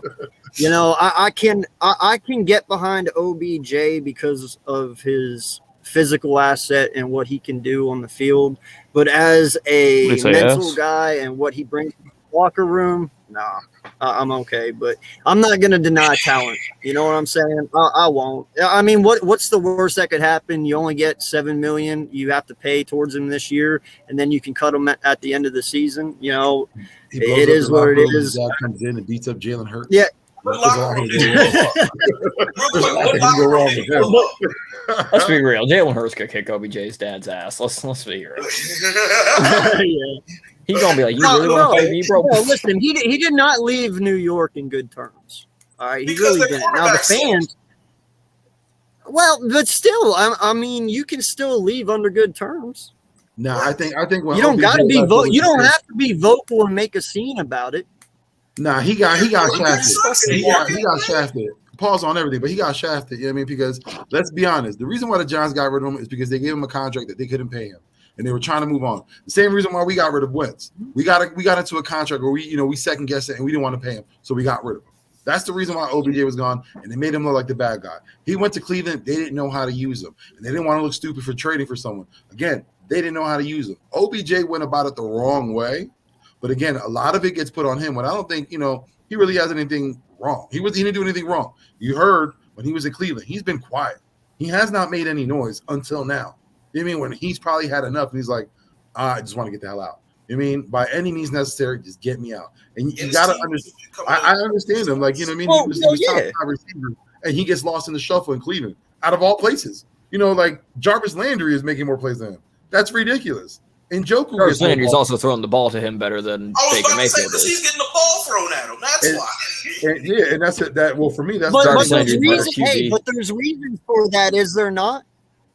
What? There's reasons for that, though, is there not? Yeah, bigger shit. I thought I even said Aaron Rodgers, Russell Wilson. If they're smart about it, Cleveland's a destination. If they're smart about it, Cleveland is their destination, because that team is built to win this year. Listen. I hear you guys, right? We're right. Can we all? Why'd you go? I hear you guys, and then point at your eyeballs. I want everybody to know I see you. You're seen and heard. All right. I want you to understand this. All senses. Can we be real that Cleveland is just not? Cleveland could have the Monstars from Space Jam as their offensive line and still not make it. They're not that team. They're not a good organization, no matter how much talent they bring in. They've had it right in their hands multiple times, and they fumbled the bag every time. It's just Cleveland itself.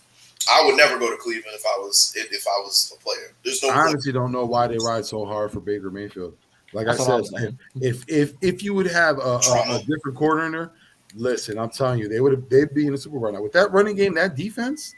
Come on, man. Their line isn't what the line that was before, where it was Swiss cheese and the quarterback's getting eaten up all day. That line comes to attack week in and week out. You know what I mean? They bring their lunch pails to work, and they putting guys on their asses every week. So, like I said, I think Baker's the biggest issue, and I think, OBJ became a scapegoat in a way. I mean, again, he handled it the wrong way. You know what I mean? Again, that's on him, the way he handled it, and that's why he keeps on getting into situations. I get it. They keep on poking at you, but remember, just like in football, it's only the second guy that retaliates that gets the flag. That's the way you got to have your mindset, man. Keep your head down. Know who you are. Know the player that you are, keep your head up. Don't let them affect you. They were trying to take your money, but you did the right thing. You stand pat. You weren't trying to, renegotiate your contract. You let them waive you. They still got to pay you, my guy. Go whatever team that's going to pick you up and be the best player you can be. But I don't want you on the Eagles right now because you don't know how to handle situations correctly. That's my biggest issue with OBJ. He doesn't know how to handle situations right. I don't want that problem. I don't want young receivers, especially ours, as young and as impressionable they are, I don't want them learning anything from him. I don't want anything from the book of OBJ in Dante Smith's, playbook. I don't want that. All I'm gonna say is there's a lot of good free agent wide receivers in this offseason, from Adams to Robinsons to Allen Robinson's the number one guy right there. That's a constant professional. That's someone I would love to bring in for the locker room. Allen Robinson was asking to be traded. Oh yeah, believe me. But like you mentioned before, and he was just. But that's not problematic. But OBJ, but I think the way he went about it, hey, he's a great dude. He teaches us. He's the problematic one. I think the way Allen Robinson did it right. He went through his representation. They asked him. It wasn't anything brought out through the media. He asked his reputation. Whoever whoever released it, that's on them. How they released that, I doubt that was Robinson because that's not his style. I mean, they released that information for whatever reason. Again, he wanted out. They weren't trying to grant him that, or I guess they were trying to look, but no one was trying to compensate him enough because of the position they're in. That's fair, but I feel like we're splitting hairs at that point. Whether his agent said it or him, they both represent him. So he said it. He wants at the end of the day, but you're also looking at somebody going, "I want out," threatening the quarterback. Say again. I said his dad didn't come up in the locker room threatening the quarterback. His dad's not on Twitter right now. Nah, but you let him in the locker room. Complex. Who let him in the locker room? Who was that? Yeah. Security. Nah, Odell. That's all Odell. He let his dad. Yeah, you're right. I know. But you also have seen Robinson and go, I would like to get traded. Versus you have Odell, who, like we've mentioned, his dad comes out. You've had problems with Odell in the back, paying off whenever he gave all the LSU players back when they won the championship, all that money. He got in trouble for that. Kicking a field goal net and losing. He was trying to How many times has Allen Robinson lost to a field goal net? Answer me that. Lost to a who? A field goal net. We gotta let that go. Hey, you know what I say to that? OBJ forgot. He forgot the biggest lesson. Laces out. Laces out, my guy. Nothing comes back to you when laces out. Odell, if you ever see this, know that I didn't have guns aimed at you. I wish you nothing but the best, my Scorpio brother. But yeah, like, I don't want his dad coming after me. Yeah, I don't care about his dad. It's just I know how it feels to be like, man, I'm really looking around the room, and my life depends on people who ain't good enough to help me out. And now I look bad because I'm frustrated because I have old Eli Manning, and then I have to go over here to Baker. Won't look my way, Mayfield. So now, and they sent him to Cleveland, and they didn't expect Cleveland to be Cleveland, but they sent him to Cleveland to basically rot away. And now he's frustrated because that New York's plan to ruin his career is working, and now he wants out. It's not again. It's very rare that I say a lot of things aren't a player's fault, but you being frustrated because the teams that you continue to be put on are not of the caliber you need them to be, and then openly saying, hey, get me to somebody who's going to be decent, I don't really think that's on him. I think that's, again, him being frustrated because his career really hasn't been in his hands. It's been left up to people who are below standard, to organizations who have consistently been below standard as of late. So I think the Eagles situation will be different, especially if they get a veteran quarterback. But I also hear what you guys are saying too. I mean, you don't want somebody, you want to keep everything in house. You want to keep the culture the same and all that stuff. So I get it, but still, I think Odell would bring that much needed attitude to this team. That much needed. Hey, I know that we know Jalen's the guy and everything, and he's the face. But I think Odell would be like, no, like, we can get in their face. We finna bust them down. We finna really let everybody know that we the Eagles, and I think that would definitely help out a young team. That type of. As much as someone who gives them that dog mentality, yeah, no doubt. As much as I have trashed Odell in the past 10 minutes, I'm the same with AK. If we get him, cool. If we don't, cool. Do I think we need a veteran receiver? Yes. Would I mind if we got Odell? Not really. I'm kind of I would probably be a little bit happy if we got Odell because I'd be like, oh, cool, we got a veteran receiver, all that. Not a fan of Rager, so I'm like, cool, move Watkins to the slot. Odell, blah, blah, we're good. You know? I forgot what I was about to say.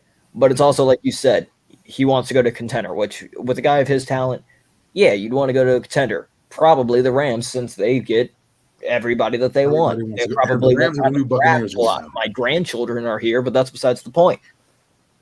Real quick. But what I want to know is what's Odell going to do if he goes to a team like the Lions? If he goes to the team like the Jets, what's going to happen then? He's gonna be upset. But my thing is, I hope if Odell was to do that, say if he was to go to Lions, whatever the case is, that he plays out. You know what I'm saying? He plays his heart out. So that way, when he goes in the offseason, they can show like he's not a distraction. He's not a bad teammate. Because we've seen Jarvis Landry say it. That's the best teammate he's ever had. I mean, so Odell is a good locker room. Like for the guys in the locker room, they respect him, they like him, they love him. But again, it's just those things, those little things that you see you don't like about Odell. And again, like I said before, I think for the most part, he's been used as a scapegoat. A lot of the issues that's been going on, they're not his problem. They're not. You know what I'm saying? Like they used him to save a lot of jobs. Using Odell as a scapegoat, saved a lot of people's jobs. And that's what they're going to continue to do. They're going to keep on bashing my guy. Because guess what? A player really doesn't have any way of voicing that, their side of the story. They can say it, but fans don't believe them. They're automatically going to go whatever the organization says. You know what I mean? Because they're going to paint him as a bad locker room guy. He's being a nuisance. And like I said, he puts some of that on himself. He should clean that up a little bit. But hopefully, whatever team he goes to, man, he just balls out. Keeps his head down like he did in Cleveland, ball out, and then go into next year looking for a contract. Because I think he's up this year. Am I correct or no? He's still possibly, yeah. Yeah. So hopefully he does that. And my thing is, I honestly hope that he goes to the Packers. Aaron Rodgers needs a receiver. That team needs something to uplift them because their O-line is dog tired. You know what I mean? Like that's one of the reasons why Rodgers constantly getting pressured. Their O-line is dog tired now. They got a good rushing game, but they still need another receiver. They can't focus on Adams. Just like us. We can't focus on Smith all the time. They can't focus on Adams. We even see with the team. No, but all I'm gonna say is Adams is a free agent. Just one guy. Yeah, but like everyone mentioned before, a veteran receiver, and I get a veteran receiver will help the young guys and how to be professional. But my thing, what is the purpose of getting a veteran receiver if we're not spreading the ball around? That sounds like a quarterback problem to me. Could be quarterback. Maybe you're not spreading the ball around because they're not always getting open.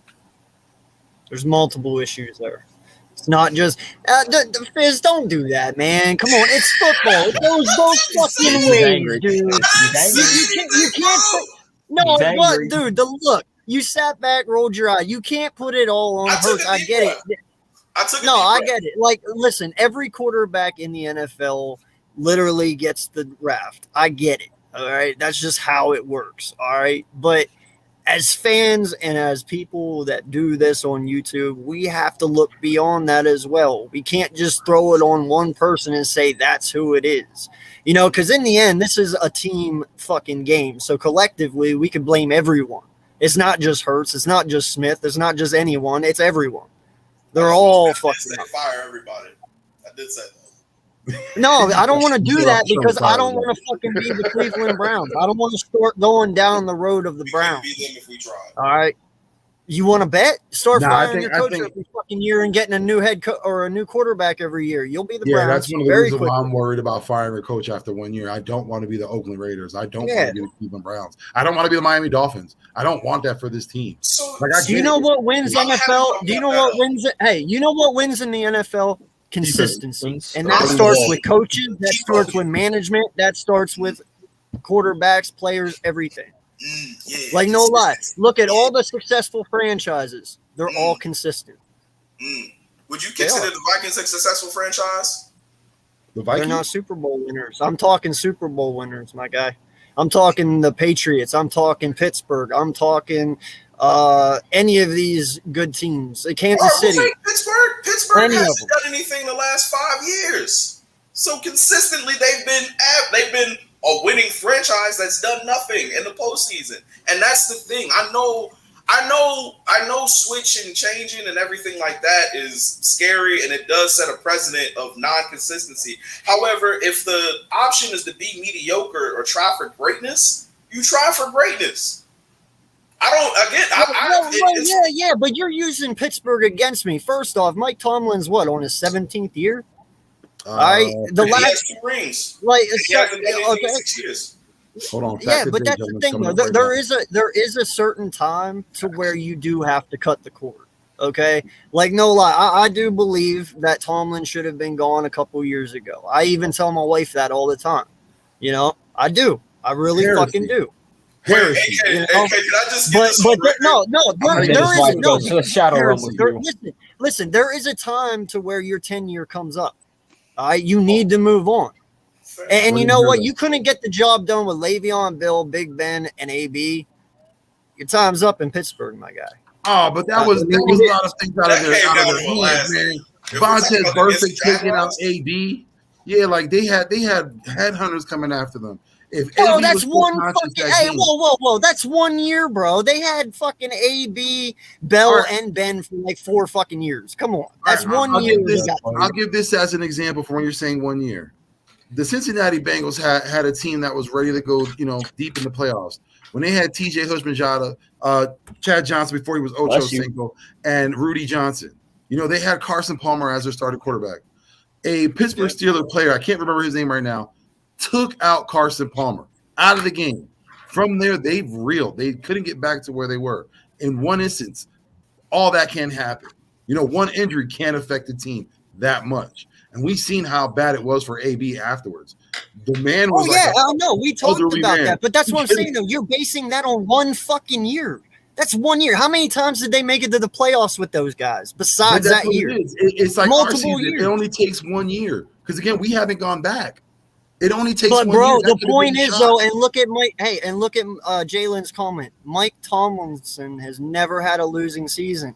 There's a difference between not being in the Super Bowl and winning for the last 6 years, but he fucking still wins. Winning is winning. It doesn't matter if you don't win the Super Bowl every year. He's fucking in the playoffs every year. And you can't fire everyone, man, because if you fire everyone, we're just going to be bitching about this next year. The same fucking thing you're bitching about now, you'll still be bitching about it. I'll say this about the fire because Jalen made a great point. It all starts with Howie.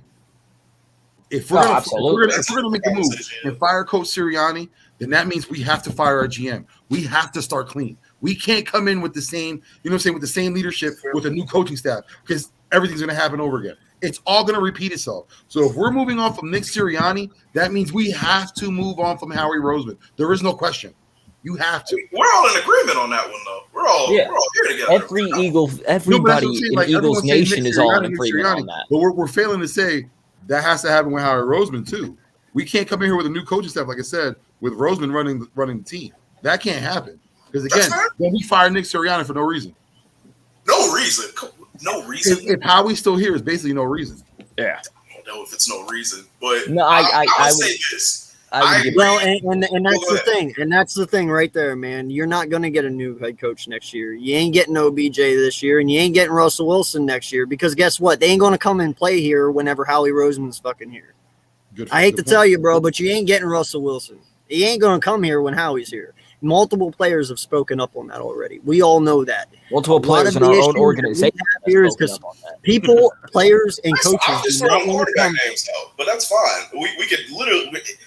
We're gonna have to. Hell, you can't even get a guy who beat 25 women to come play for this organization. That's fucking sad.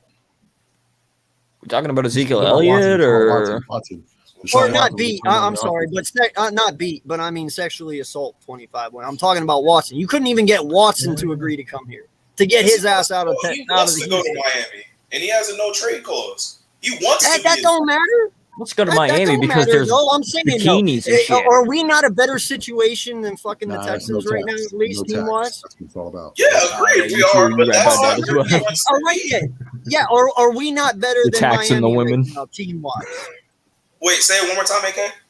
Are we not better or at least almost even than Miami team-wise? We're a better organization than Miami. Agreed, but he doesn't. All right, then. So why would you That's not not- want to come he here? wants to That's be my in question. Miami. So why would you not want to come here? Why would he not want to come? That's between him and God. I'm not Deshaun Watson. I don't know why he doesn't want to come to Philly. If I'm Deshaun Watson, No, but that's what I'm saying. Is it not all about winning? Is it not all about winning, though? If he goes to Miami, he ain't winning. He's just going from the Houston Texans to the Houston Texans. That's what he's you're doing. trying to get me to say that Deshaun Watson makes bad decisions, then yes, Deshaun Watson makes bad decisions. No.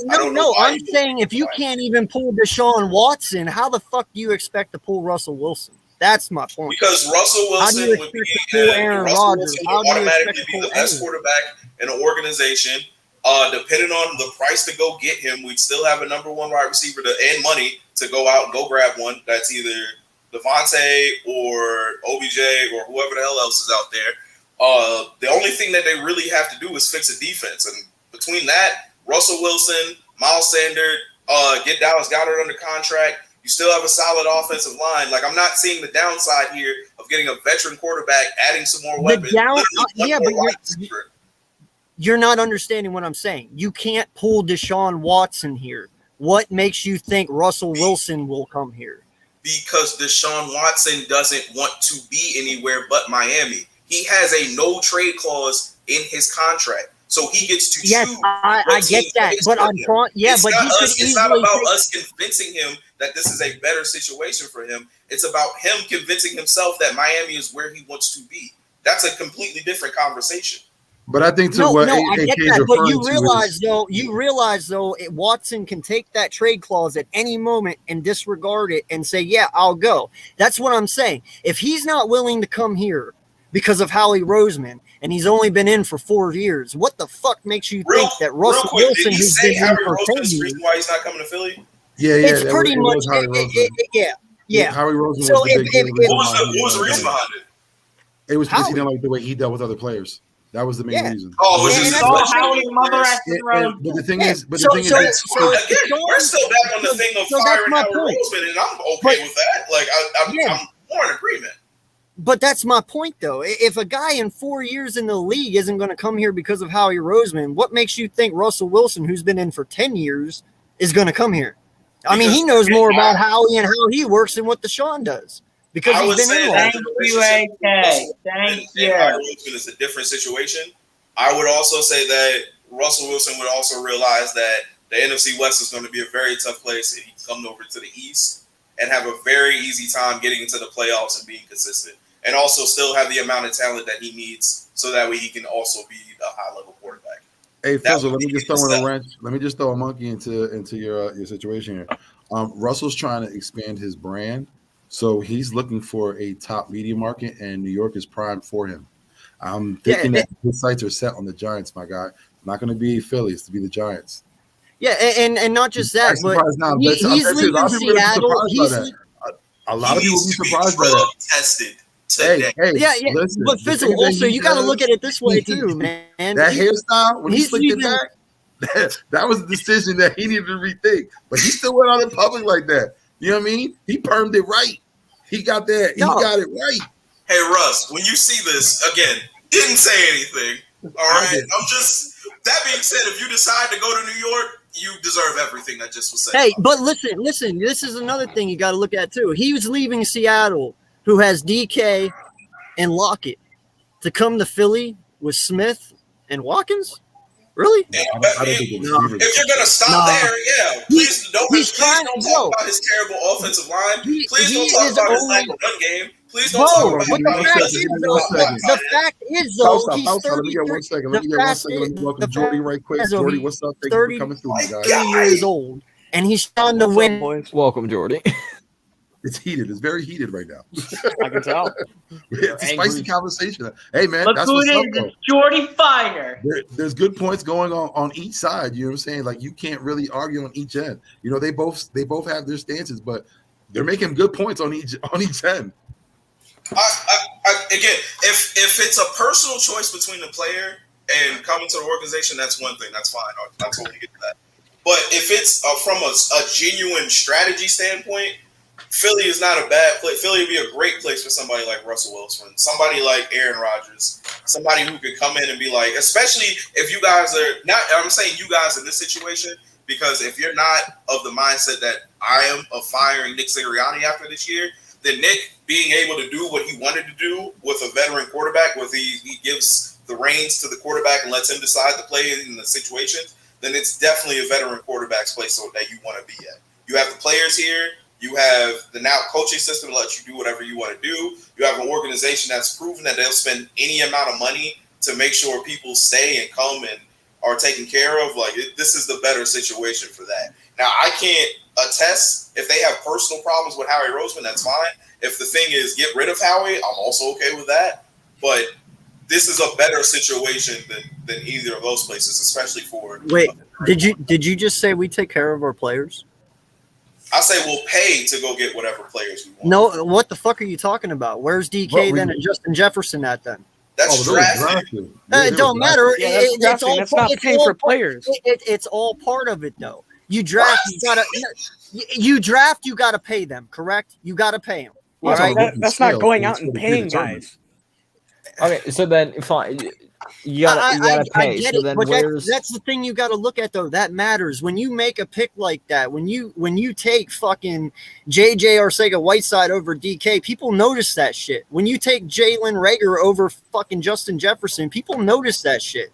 That's not taking care of your players, my guy. Yeah, but again, well, like, if you wanted to take care of Carson Wentz, you would have got DK. And Miles Sanders, and now Kenny Gainwell. And like again, if we can talk about the bad draft, we can talk about 2 bad draft picks. We also, again, at the consensus is that this last draft has been pretty decent. We got a lot of people who have been able to be able to produce on a regular basis. So there's that. And I hear what you're saying, and I'm in agreement with you. It's also there's other things we can do. There's other situations that we can be put in from this point. So he was talking about drafting. Then I'll add this. What about way back when with Trotter, when he wanted to get paid? We didn't want to spend money on him. And now look at our linebackers. We suck. No, I think for Trotter, they knew the position that he was in, and they were trying to play him for that money. He left to Washington, and again, what ended up happening? He came back. That was a negotiation play. That's why we lost Goddard. Not Goddard. Jeremiah Trotter, because again, we stood our position, he stood his. He walked off, we stood our ground. He ended up coming back at a lower price than what we originally thought of giving him before. It don't always work that way, though.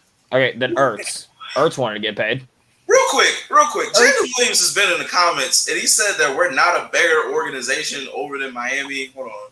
Miami and today's organization, we might be a top 3 worst today, last offseason, and this upcoming offseason. I don't know about that one. It's literally been a coaching situation away from things going right. I wouldn't say that we're a bad organization. Think of like, remember when we went 4-12 right before Chip got here, and then Chip got here, we went 10-6 back to back. Think of that. It's just we need a new coaching situation. We have players in place. We just need people to use those players to their ability. I think behind the scenes, between the players, front office personnel, there's a bad reputation on our team, and that's because of our GM. I think that's something, and I think that's what AK was alluding to. That's one of the reasons why a lot of players we've seen. There were 5 coaches that turned us down because of our GM. So what he's trying to say is, you have coaches, you have players, voicing their opinion, saying, I don't want to be with this team because of this specific person. What makes you think that we can get anyone else? Again, if that's the perception that everyone's getting, perfect example, Frank Gore. When Frank Gore was trying to sign, he was going to sign. But then he got a call by Shady saying, hey, you don't want to mess with Howard Roseman. You don't want to mess with that team.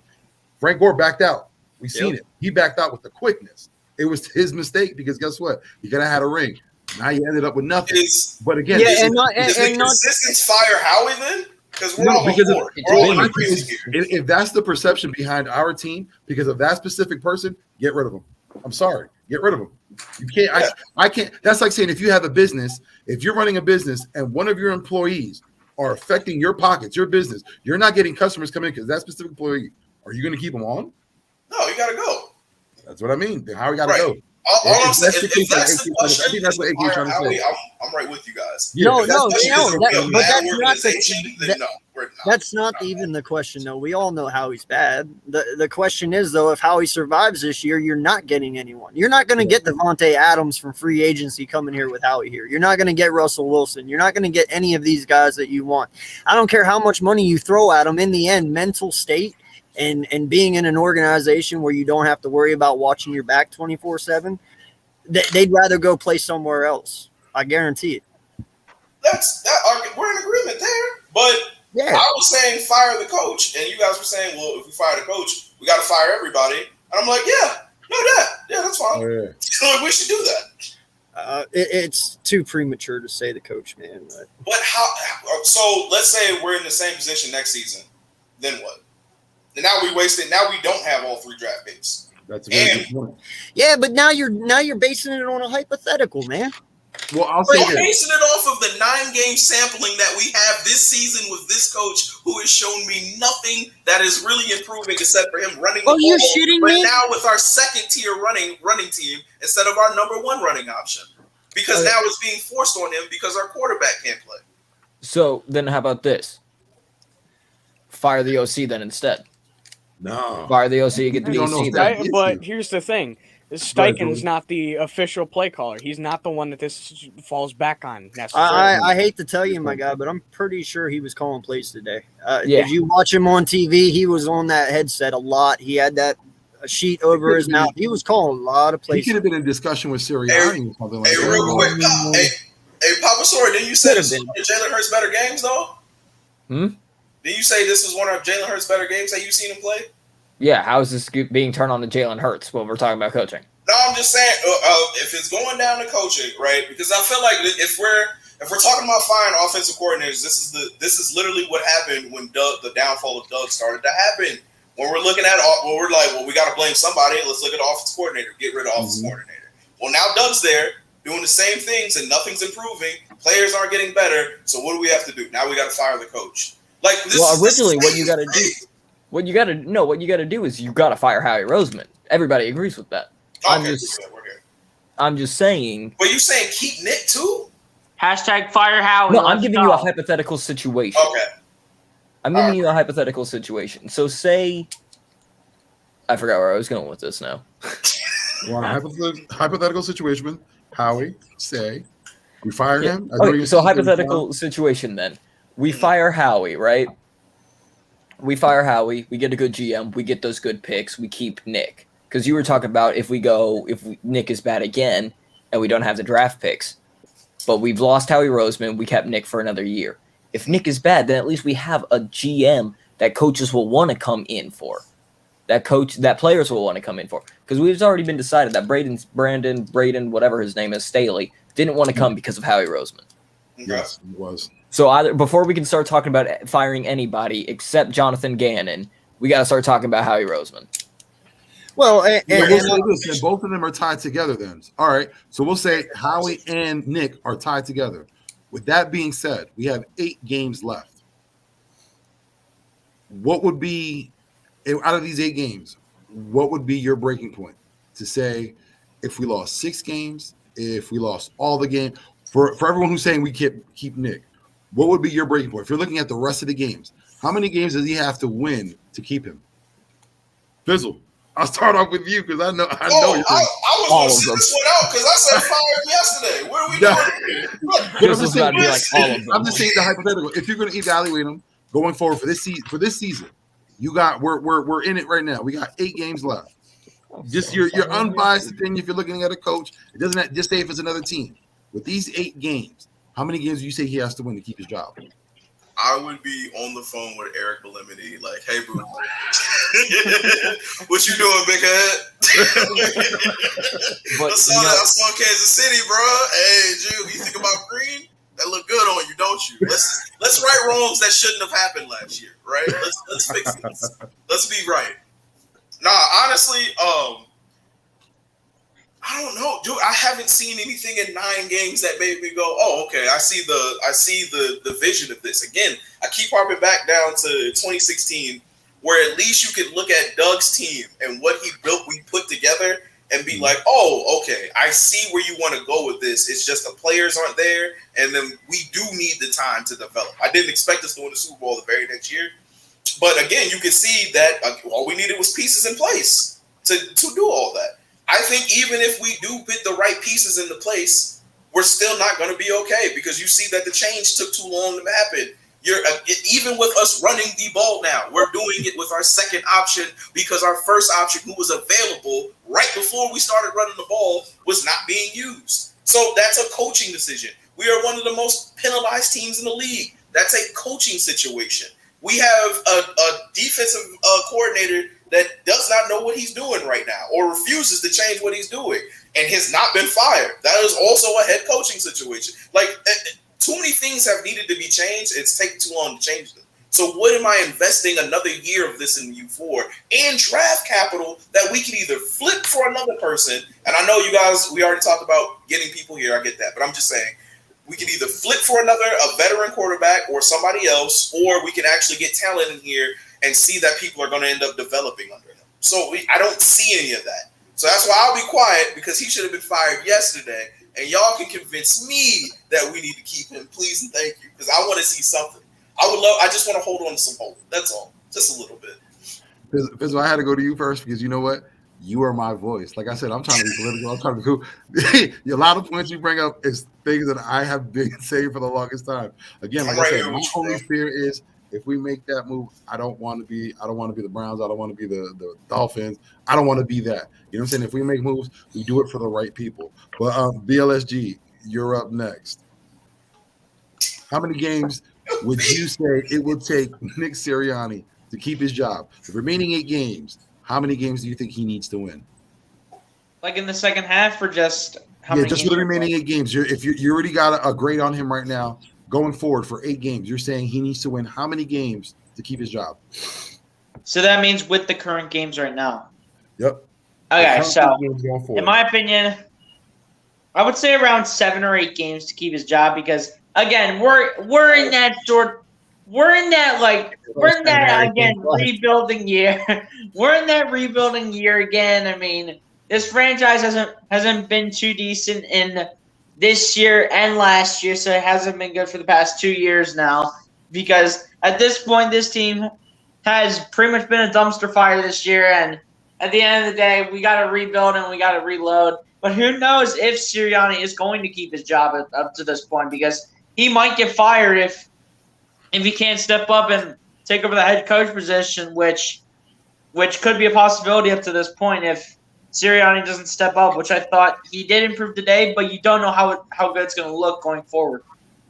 Yeah, we got a Jekyll and Hyde in the coaching ranks. Jordy, my guy, let me hear from you. Let me get your thoughts. We haven't heard much here anymore. Nah, he's still here. I love you, Jordy. Jordy, show your face. So I don't think this is something you can put a win total on. Now, Nick Sirianni, he's got to show some things.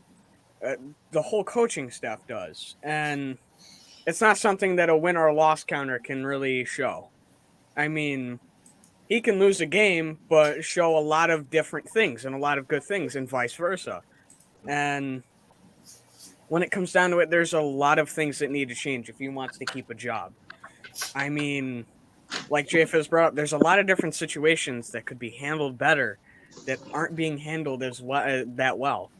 Gannon is struggling with making adjustments. I mean, we all praised him week 1. Oh yeah, he's making adjustments. We were excited because it was going to be all year. It's gone. What happened? I mean, sorry. I am so sorry. I'm gonna cry right now. This is the best news I've ever heard in my life. Continue on, Jordy. I have topic for the podcast. Oh no! What did you just figure out? Listen, the Holy Gator, man, is coming strong. Oh no! Already working. Go ahead, Jordy. I'm sorry. But Gannon has also struggled a little bit with some of the younger guys, getting them incorporated. And you're coming into a situation where now, if the season starts to become lost, it's, do you give these younger guys more time, and do you bring them in and say, well, we're in a rebuilding year, let's just see what you guys can do, like a Davion Taylor, like the cornerback room's getting younger, Kerry Vincent, or any of those younger guys. We need to see what they can do now. On the offensive side, Sirianni's got to change a lot of his game planning. The same goes, that can go for everybody, but it's Sirianni especially. He's now running the ball with his second and third string running backs, actually third and fourth, because I think Scott got a decent amount of carries too. And Howard, he's jumped between the second, third, and fourth back. I don't even know what the depth chart looks like anymore, but he's not scheming that well. I don't know if this is on Hurts or not, but a lot of the balls are going to like Smith and Gainwell, and the ball's not being spread a lot. Like I think this offense would work a little better if it were, because we have guys like Goddard, Tyrese coming back. Both of them are good with catching the ball, especially Tyrese, 6'7" tight end. Some of our other receivers need kind of a chance. Quez is great on the deep ball. Rieger's good out of the slot. There's these guys that you can utilize that aren't being utilized. And Sirianni also has to do a little bit to help Hurts with, because sometimes because we've had multiple different O-line combinations, and he's struggled with that, but he's also struggled with sitting back, not getting too paranoid and moving too quick out of the pocket and making those precise throws. It's something I've seen with Notre Dame, and I will continue to go back to this. If you just sit back, relax, and take your time on your reads and progress, and you'll make the right throw as long as you can trust in yourself. Hurts at times isn't making the right throw, so he'll be underthrown, overthrowing, hesitating. He'll do that all the time, or he'll lock onto maybe Smith or Gainwell or somebody. He'll lock onto a guy. Sirianni's got to help him. I don't care if it works or it doesn't work. You at least got to help him. And it definitely hasn't helped with rotating carousel of an injury here and there, like on the O-line, like to Tyree Jackson.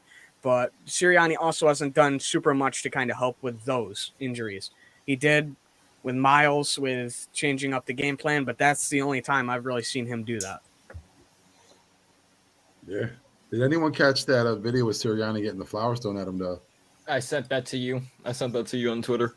Oh yeah, I just seen it right now. I was like, what the heck, man? I would just like to say real quick.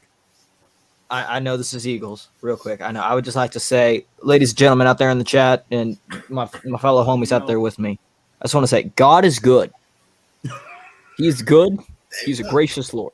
God all is the time, all the all time. the time. Listen, All the time. sometimes it may take a while, but your prayers will eventually be answered. Because, gentlemen, I would just like to say, Dan Mullen got I have fired. looked down at my phone, and Did he Todd really get Grantham was fired. Ooh, I knew it had to be a firing. Florida. I knew it had to be Florida too because my phone didn't go off. This is the best day of my life. Listen. This is the best day of my life. I saw that news. You all heard the gas. There's a tear forming in my eye right now. I would like that to firing be just added back 5 years of I his thought life. you was a father, G. I I thought it was gonna be a firing or someone got arrested. That was honestly what I thought. Someone got arrested. There's like legitimately a tear in my eye. Like I don't even. That's just added back like 5 years of his life. Guys. I gotta ask, did y'all hear about that Travis Scott fucking concert last night? Hey, is it true that he shout out? Hey, real up? quick, I want to shout out true? to all those people that were affected by that shit. Backyard 8 stop. people died, 100 people in hospital. Definitely thoughts and prayers go out to them, man. That was insane. I heard, on the news this morning, people were injecting the crowd with fucking drugs, which made them rush the stage and shit. Like they had even a cop got slapped in the back of the neck, like poked and fucking drugged. Like I'm just, dude, it's fucking sick, dude. So wait, like I said, how many people were injured? There was 8 people killed and over 100 injured. Oh, I heard 8 people. Yeah, the 8 people that got killed, they got killed because of asphyxiation. They got trapped between the stage and all the pressure from the crowd pushing on them that they actually died. A couple people got trampled. Like it's crazy, man. Yeah, Travis, why do you have to ruin my good moment with this? Well, it just came back when he asked me. I was happy on the Holy Gator, Sora. You can be happy on the Holy Gator. Exactly. I love that name, by the way, guys. Love that name. Beautiful. It's just something that had to be said, man. It just kind of popped into my head. That was wild, yo. Rain on my parade, huh? Yeah. Yeah, right. Sorry to people involved. Hey, let me see if y'all can see this right quick. This is gonna be ghetto as all hell, but let me see if y'all can check this out right quick. Hold on. There we go. We're getting testy. I'm about to say I didn't even see the bouquet. Listen, don't throw things at players or coaches because flowers everywhere. He had all the right to go up in the stands and throw hands with that man, and that's fair. If the security guard did not do anything. The one thing I do see, everywhere. One thing I do see is a man at his breaking point now. You know what I mean? Like, I don't think he's as enamored as he was with Philadelphia as before. So, as you were all alluding to, when you see, coaches, I don't want to say that he acted a certain way, but, you seen his demeanor. You seen the vibe he was putting off there. It seems like, we're heading down that road. Like I said, we're trending down that road where we might part ways. It might be an amicable situation where, Nick doesn't feel like this is the right situation for him, and the Eagles don't feel like this is the right situation for Nick. We might come out with that. You know what I mean? It might be something where, they both decide, hey, we made a mistake. We both made a mistake. Let's move on to our, separate ways. But, Matt Stafford just threw another interception, and it was a pick six by Caleb Farley. AK, let me get your thoughts on the coach there. Listen, man, for me, I'm not getting a new coach. I mean, you already know how I stand. There is way too many holes on this team to fill. I'm even sticking with Jalen for another year because, like I said, $800,000 in cap, dude. That's what this kid is the next 2 years. You can build a pretty damn good team up in 2 years. We need our draft capital to build this team. We can't afford to give it away for players and money. We need to build it and build our team. And like I said, if once you build the team, if you're still not winning, then just plug in your quarterback that you want or that can win you games, and then hopefully you're just off the winning. But I build this team up first. You use these draft picks that we have. It's not every year you get 3 first-round picks. I don't want to spend my time wasting that shit on a QB if we don't have to. That's why I said it. If Jalen Hurts doesn't do anything ridiculous, and he hasn't. I mean, he hasn't been great, but he hasn't been bad. He could be a lot worse. So it's like BLSG said. It's a rebuild year, man. You can't expect much out of this team. It truly is a rebuild year. I know we all want wins, but in the end, deep down in, it sucks. We're not that team this year, and it's okay to say that. I'd rather take 2-3 years, build this right, and then get on the right foot and start winning games rather than half-ass it and be in this situation 2 years from now. Exactly. You're not going to get what you want every time. Can I ask you personally, like, what are the things that you've seen from Nick that made you go, I should stick with him? Bro, he's young. All right, the first 7 games he didn't run the ball. Now he's running the ball. He's learning a little bit each time from his mistakes. Like I said, he doesn't have a veteran play caller on his staff that he can turn to and ask questions and get advice. There's no experience there. These guys got to learn on their own. They got to learn on the fly together. That like Jalen says, I'm going to use his quote. Rome wasn't built overnight, man. Like I said, once again, it's fucking patience, bro. That's what this season is about. And I get it. We all want to win. It's Philly, man. I know how this fan base is. But you know what? Sometimes you got to take the bad to get to the good. That's what I'm saying. So, real quick, with the him being young and him running now, do you not think that's a situation of his hand being forced to do this rather than him wanting to do this? Nope. It's him understanding that his quarterback is not that guy he needs him to be. And now the team is in a situation where the only thing he can do is what we can do, is taking the ball out of his hands. You don't think that's fair to say? Because we weren't this team weeks ago. No, you're right. We weren't this team weeks ago. But now that he is running the ball.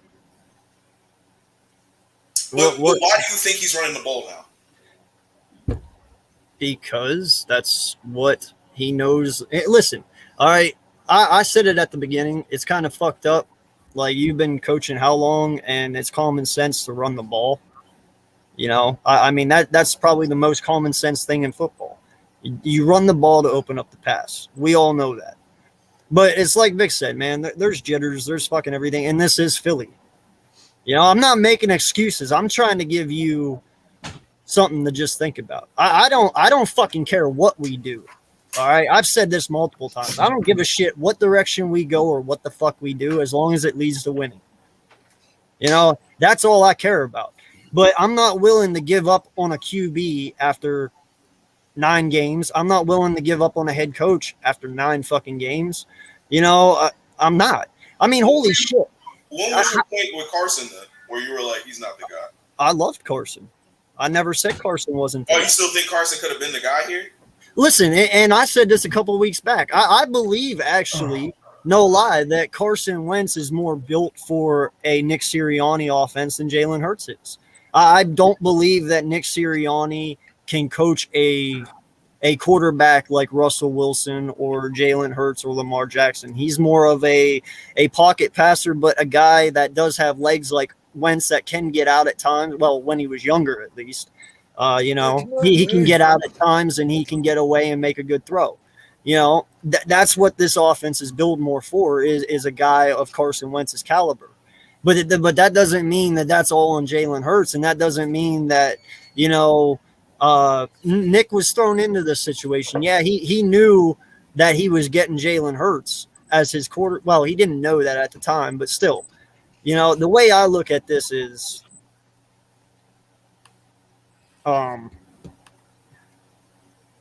shit, I lost what I was going to say. Fuck, it's contagious. I just want to get this last time I'll say about it. I get what you're saying. It's just like, I feel like his change wasn't of him learning. It was of his hand being forced, because he understands, oh, this isn't what I can't do what I want to actually do. And then him understanding what he can't do, it's now being like, all right, cool. Well, what can we do? Oh, this is the one thing that we can do. So okay. Now let me put this perspective. On a regular basis enough to where I'm like, okay. All right. Well, let me put this perspective in front of you now. Okay.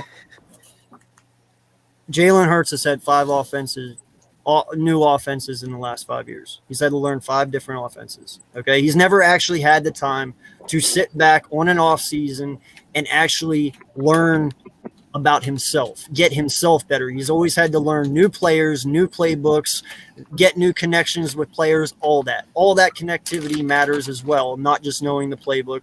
He's never actually had the time to work on his fucking mechanics all the way.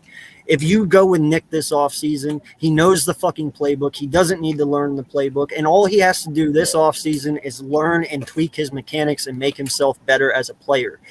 You don't know. All I'm saying is you don't know the jump that Jalen Hurts is going to make from year 1 to year 2 as a full-time quarterback. You don't know. This is year 2. No, well, I know, but I'm saying this is his full first year as an actual starting quarterback, okay? It's 10 fucking games. He won games last year. Games he shouldn't have won.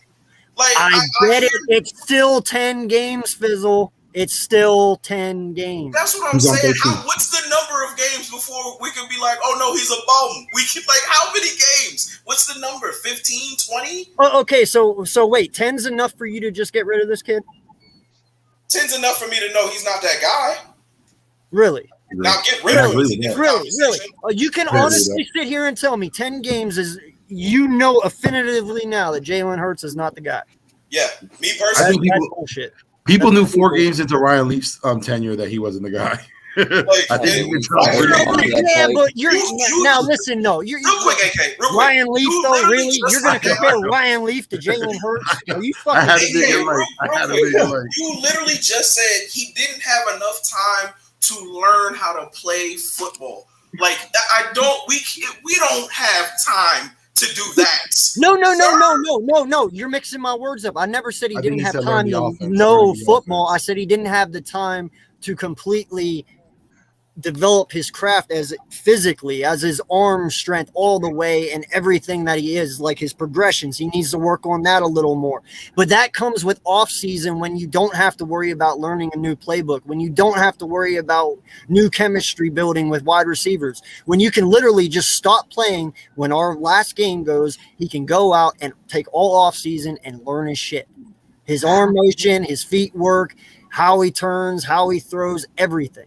That all takes fucking time. That's why I said I give him till the end of next year. If he's still this guy by the time of end of next year, then guess what? Move on from him. But he's only costing you $800K. Build this team up while you can. At the end of next year, if he's not the guy, plug someone in the following year and you start winning. What the fuck is the wrong with that? There's nothing wrong with it. Because the NFL is very fluid, and all you have is today. And if we're not winning today, then how am I supposed to bank on winning tomorrow? I get that, but there is no one that you can go and get right now that is going to make us fucking win right now. I'm telling you that. In the off season. Here, I'll interject and say this. Like I said, both of you make good points, but I'll say this. If we're saying we can't get anyone else in here that could fill in and take after Jalen Hurts, the same could be said for the coach, the same could be said for the GM then. You know what I mean? We don't know, because that's the first thing. When we're getting rid of them, that's the unknown. We don't know who's going to come in to fill that position. We don't know how. Exactly. That's why I say give him another year. You don't know. I will say this about Jalen Hurts, though. I think we have seen enough at the moment, because we got to stop saying this is still his first year. It's not, because guess what? Technically, if we're going by that standard, technically he has 3 more games to go into his sophomore year. Then after those 3 more games, we'll look at him, see his performance. No one can say this is his first year. He's a second-year quarterback. I said first full season. No, but that's what I'm saying. In the next 3 games, I understand what you're saying, but I'm just saying in the next 3 games, it will be technically a full season for Jalen Hurts. We've had a full season to play to see how he can perform. Now, we've seen it from the beginning of last season, even though it was a coaching staff. We've seen him at how raw he was. We've seen him in this year when he transitioned into the offseason and started off. Now, again, when you've seen from from week 1 to now, there's been some regression. We all can admit that. There's been some regression in Jalen Hurts' game. And I think that's where Fizzle's coming with, because, again, if we're using this in an evaluation season, we don't want to see anywhere on the downward side. We want everything progressing upwards. And it's not. It's not trending upwards. Jalen Hurts is trending downwards. We got to admit that. Yeah, he's made some good plays. He hasn't turned the ball over, which is great. It's awesome. But, again, that's like what I said. He's a game manager. You can't rely or trust him to carry this team. You can't do it. The kid's a game manager. He's still learning, as we all know. But I will say this. If he continues going the way he is at the end of the season, just like the GM, just like the coach, you got to move on. You can't waste time. You can't, because, again, if we're going to say we're going to give Jalen Hurts another chance next year, say we're in week 3, we're still looking at the same Hurts. We're not trying to continue on. We're going to be in a predicament where we thought we can give him another chance. Now we're 3 games in, and we don't want anything to do with this kid. Because make your move then. Then make your move then, Vic. All I'm saying is I'm tired of giving up on players so fucking quick, man. All right, you got Eric Rowe, Micah Hyde, fucking Jordan Hicks. How many people have Jordan? We got rid of him though. We didn't. No, we didn't resign him. We couldn't pay him. It was too much money. If there's a will, there's a way, man. You can figure it out. And not only that, we also got to factor. If you're going to talk about the point is, how many players have we given away that have went out and balled for other fucking teams? I'm tired of giving away fucking players that go and ball to other teams. All right, put this into perspective. You give up on Jalen Hurts this year, right? You get rid of this kid this year. All right. Next year he goes, and yeah, he still does kind of what he did this year. He's just decent. But the following year, this kid comes out and balls the fuck out. And I mean, he's whipping shit up, and he goes crazy. You ain't going to be kicking yourself in the ass for letting him go, because I know I sure as fuck will. But wait, you're saying 3-year investment in no quarterback that just got good? No, I'm not going to be upset that it took you almost a whole contract to get your life together. I am not going to be upset about But like I said at the beginning of the season, this is an evaluation season. It isn't next season. This is the evaluation season. This is if we're moving forward. And when I say moving forward, saying he's our franchise quarterback. He's our guy. Can anyone literally say right now Jalen is our guy? Just right now. You guys are ruining Todd Grantham being fired day. Fuck the You Gators. misspelled Todd. But honestly, none of us can honestly say that Jalen is a franchise quarterback right now. So Anybody? what is it going to change in 8 games? How much is that going to change in 8 games? What is he going to do in 8 games that's going to change all our minds and say, you know what? He can carry a team. It's going to take a lot. I'll be honest. It's going to take a lot for him, for us to think that way. Same with the coach. Now, I think that this team is in such trouble that it's like you don't even know where to begin. But again, you got to start at the top. You got to. If we don't, then there's no point in moving and doing any moves. That's my thing. If it all starts with Howie. If we don't move that first puzzle piece, there's no point in moving anything. Oh, and by the way, Fizz, I hear you saying you're really going for a Bieniemy. Well, if you go for a Bieniemy, you're just getting another Doug. I think that too. I don't like Bieniemy. So I don't know why you'd want Bieniemy. Sound like a ring to me. I like Brian yeah, Daboll. but then look what just fucking happened. You bitched about it, and he got fired because he couldn't develop. There you go. Now you're just going to put yourself back in another position where a coach can't develop players, and then he'll be gone in 5 years. You really want to do that? You think Eric DeMillamy can't develop players, and he got Patrick Peters or Patrick Mahomes to where he's at right now? I think. Are you shitting me? Did we not say that about Doug Peterson too? No. Hold on. I think Mike Kafka on that team would be the best coach out of anyone on Andy Reid's tree. On the team, Mike Kafka would be the best coach. You don't know what he does day in and day out.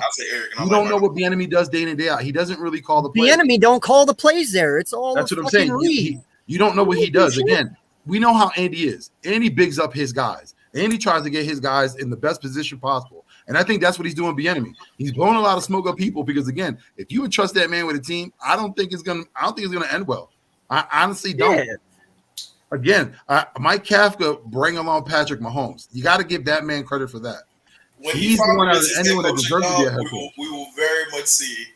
This is a very much thing that we could put a benchmark in and be well, unfortunately, it ain't going to be. One thing, my point too. Mike Kafka calls plays.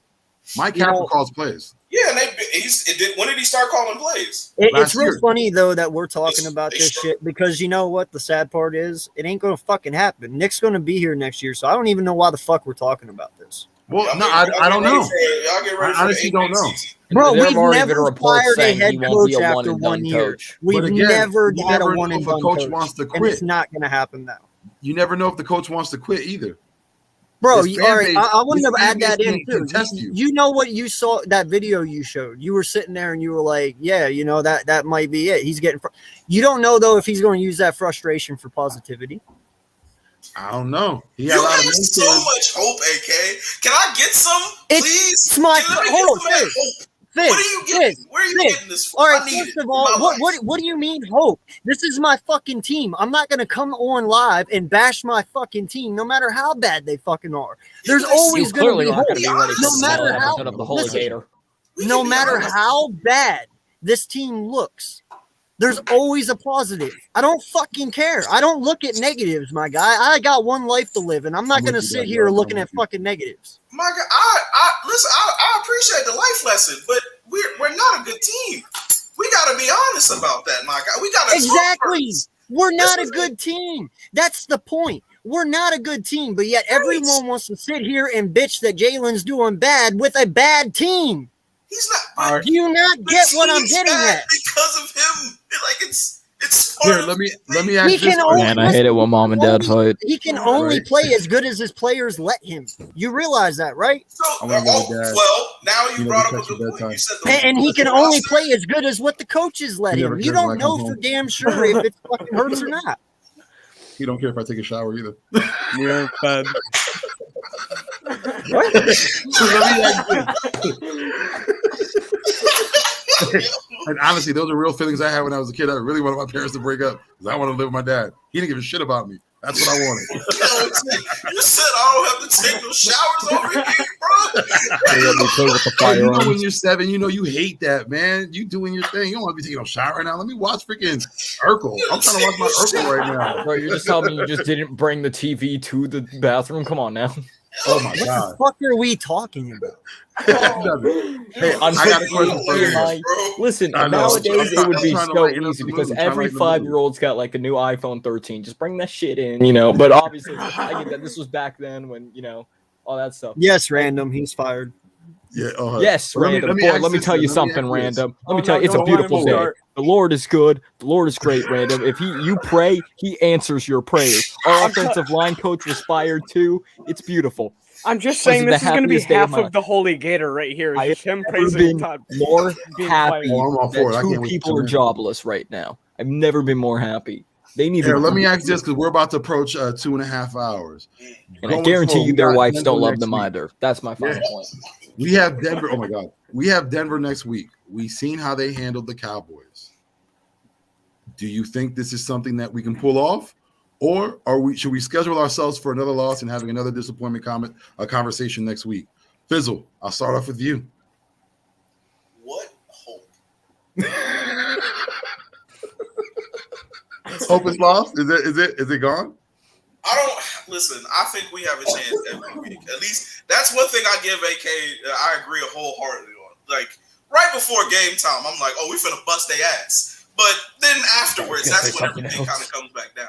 I do think we might have a chance again, especially if we keep coming with letting them run. It's just again, man, it comes down to if Jalen can make 2 or 3 critical throws in situations, then we're talking about a different team. We know the defense is the defense. You know, we can't rely on them.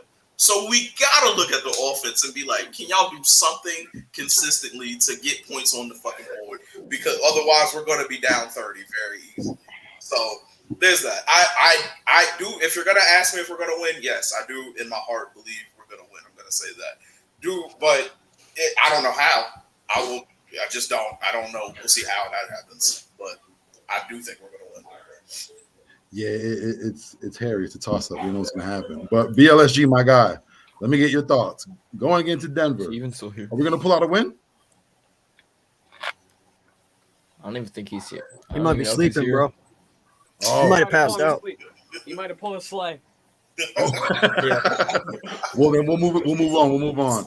Jordy, what do you think? Can we get a win from Denver? Can we beat them? It's definitely possible. And I think Denver this week they just had another one of their weeks where they were good against a good team, because every once in a while there'll be a team here or there every year that will be good against good teams and then do horrible against bad teams. And I think Denver may be that team this year. Jalen, tell him to tank. Bridgewater's been on and off. Jerry Jeudy's just coming back in the lineup. They still haven't really gotten together the receiving core because they've got guys like Sutton and Hamler who haven't really kicked it into high gear yet. Mm-hmm. Noah Fant is still on the COVID list. I think he does come off by game time. I'm not sure.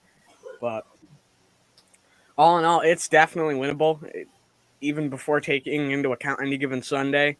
And most of it's just going to be on, is the ball going to be ran again for Philly? And is our defense going to look like a normal defense, or is it going to look like Jim Schwartz's defense again, like it did this week of bend, don't break, but eventually break anyways?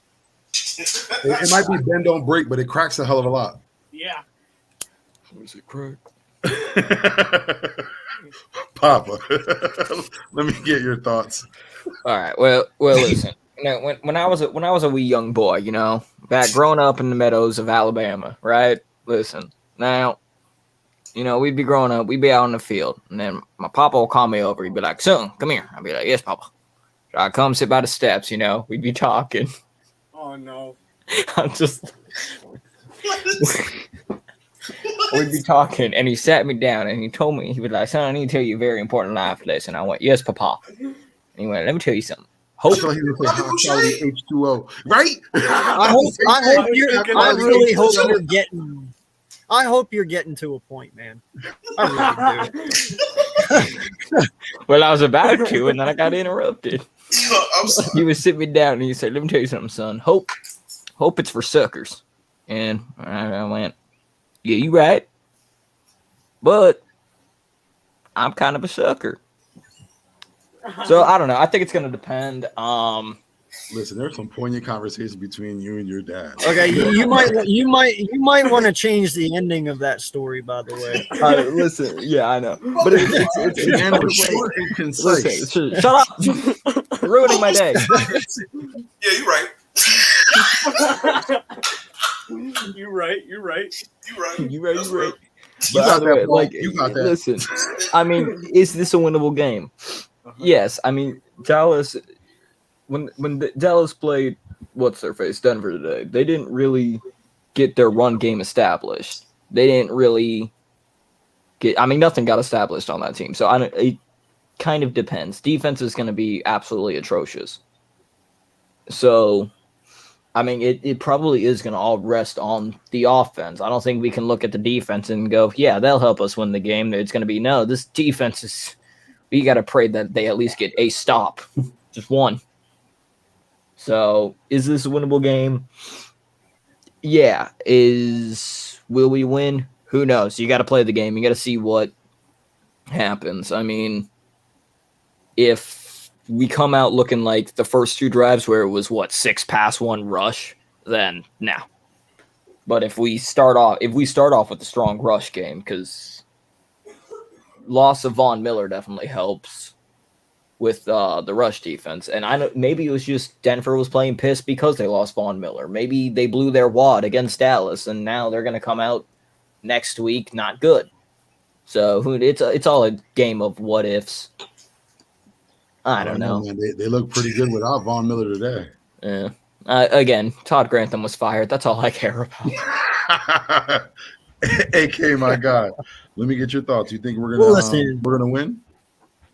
Before I go there, since we were on the coaching firing thing, I want to bring up 2 guys who I think should be fired from this coaching staff who aren't head coaches and that deserve to be fired and are the reason that we are losing a lot of games this year.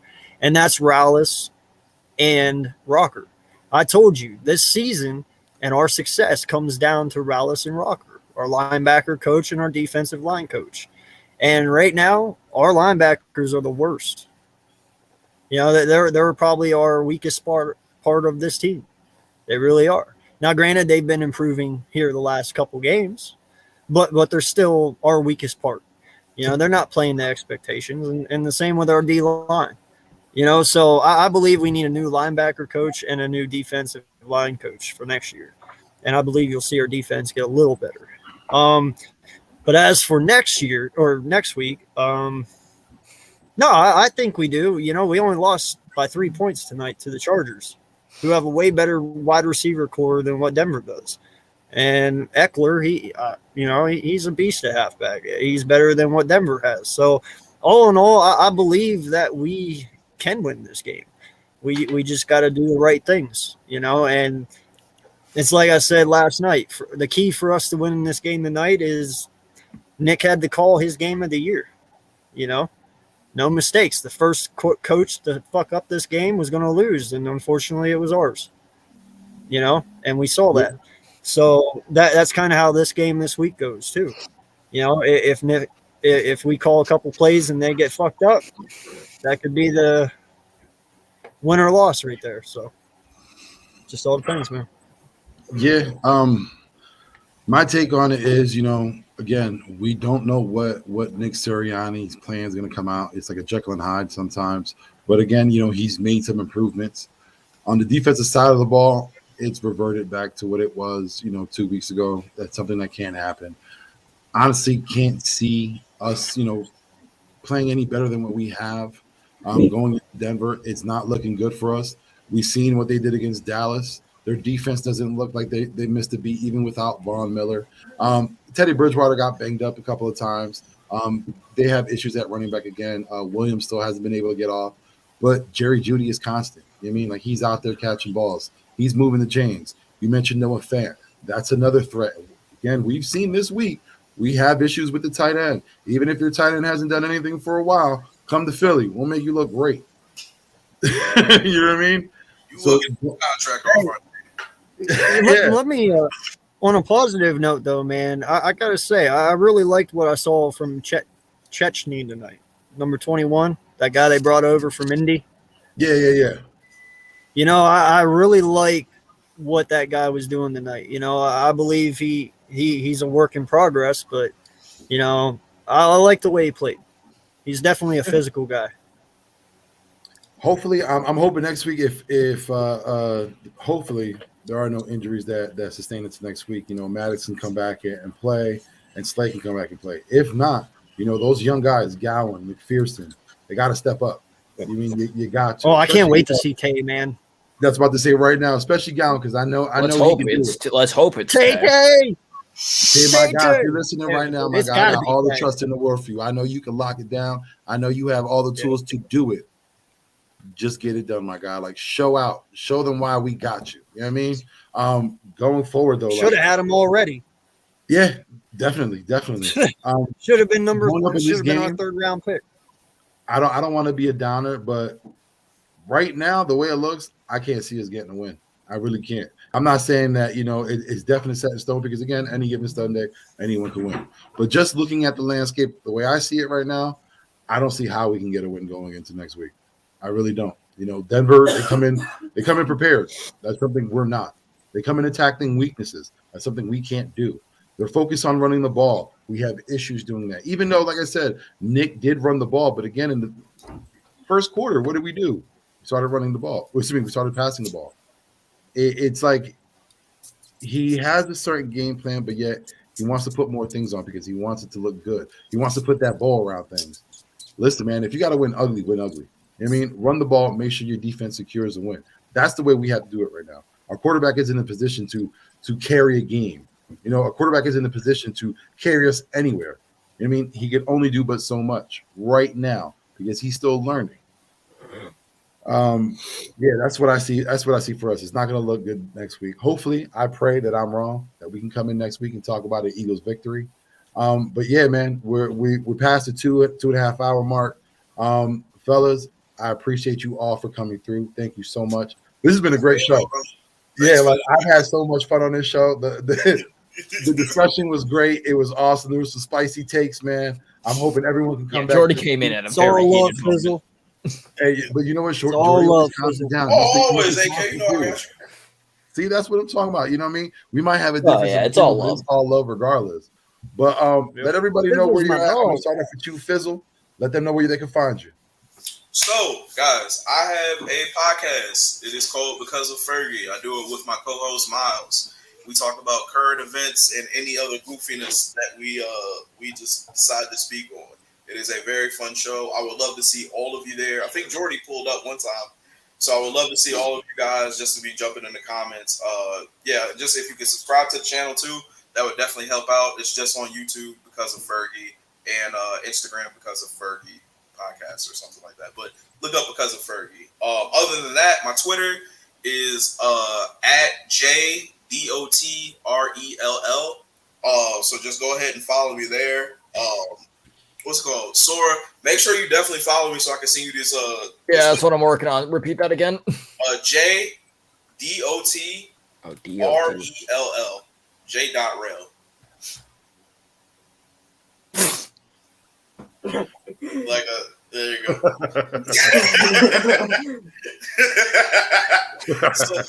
Found him. Yeah, make sure you hit me. Yeah, follow me and hit me up, bro, so I can see you this link so you can watch these games, man. Because I know how you feel. I'm over in Minnesota.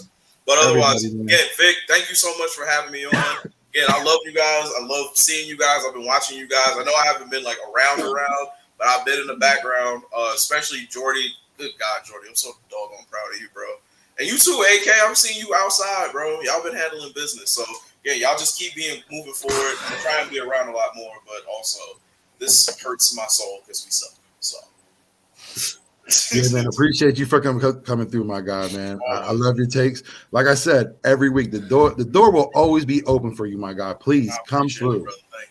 Everybody, please subscribe to my guy, like, and most importantly, share it. You know what I mean? Let someone else that wouldn't have seen his videos, let them get it. BLSG, I don't know if you're there.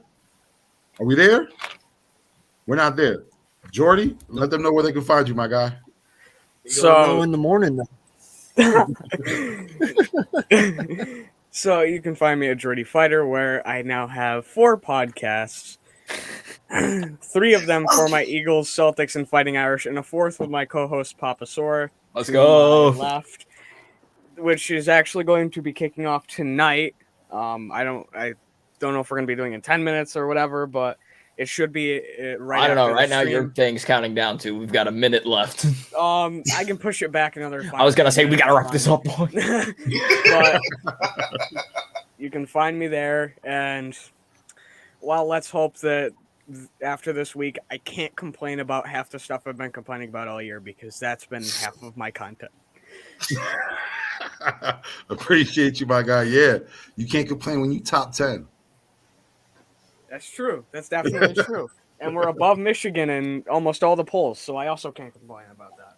Hey, all I'm gonna say is the Lord gave us content tonight, Jordy. That's all I'm gonna say. Yup. Hey, Papa Sora, my guy. Let them know where they can find you.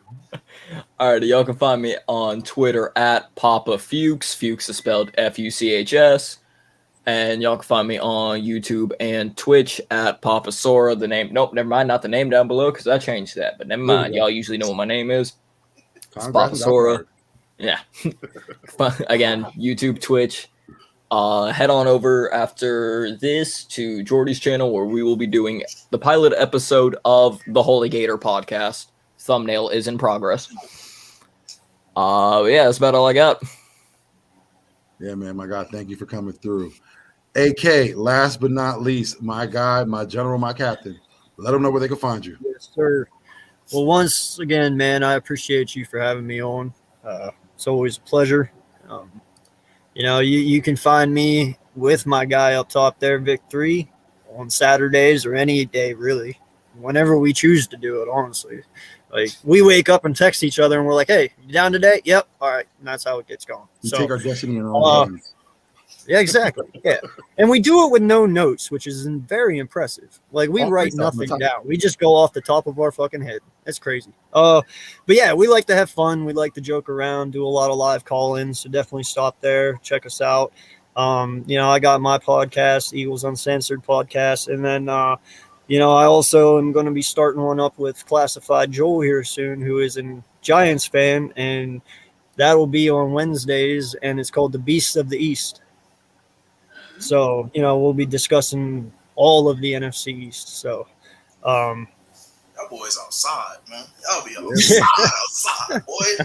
So, hey, man. Yeah, go ahead. I just appreciate you having me on, man. It's a lot of fun. But yeah, definitely check us out. And I am AK Eagles from the Eagles Uncensored podcast. I may fuss and cuss, but you can count on me and my content like the fucking city bus. And if you like the Wagyu, subscribe too.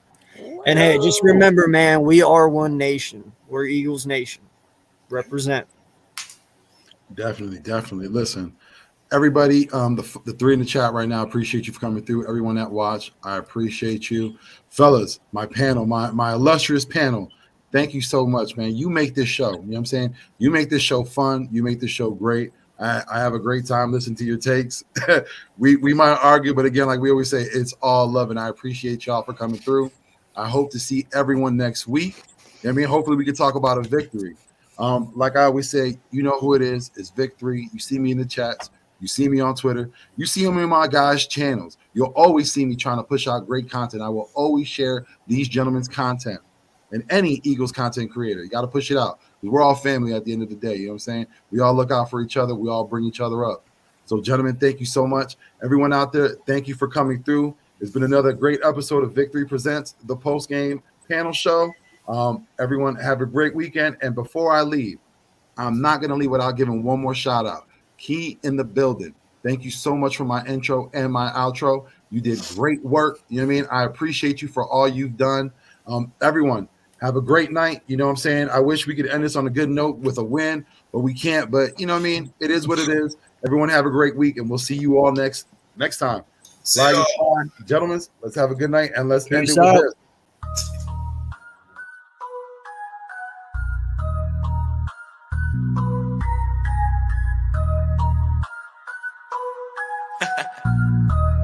Dark side, light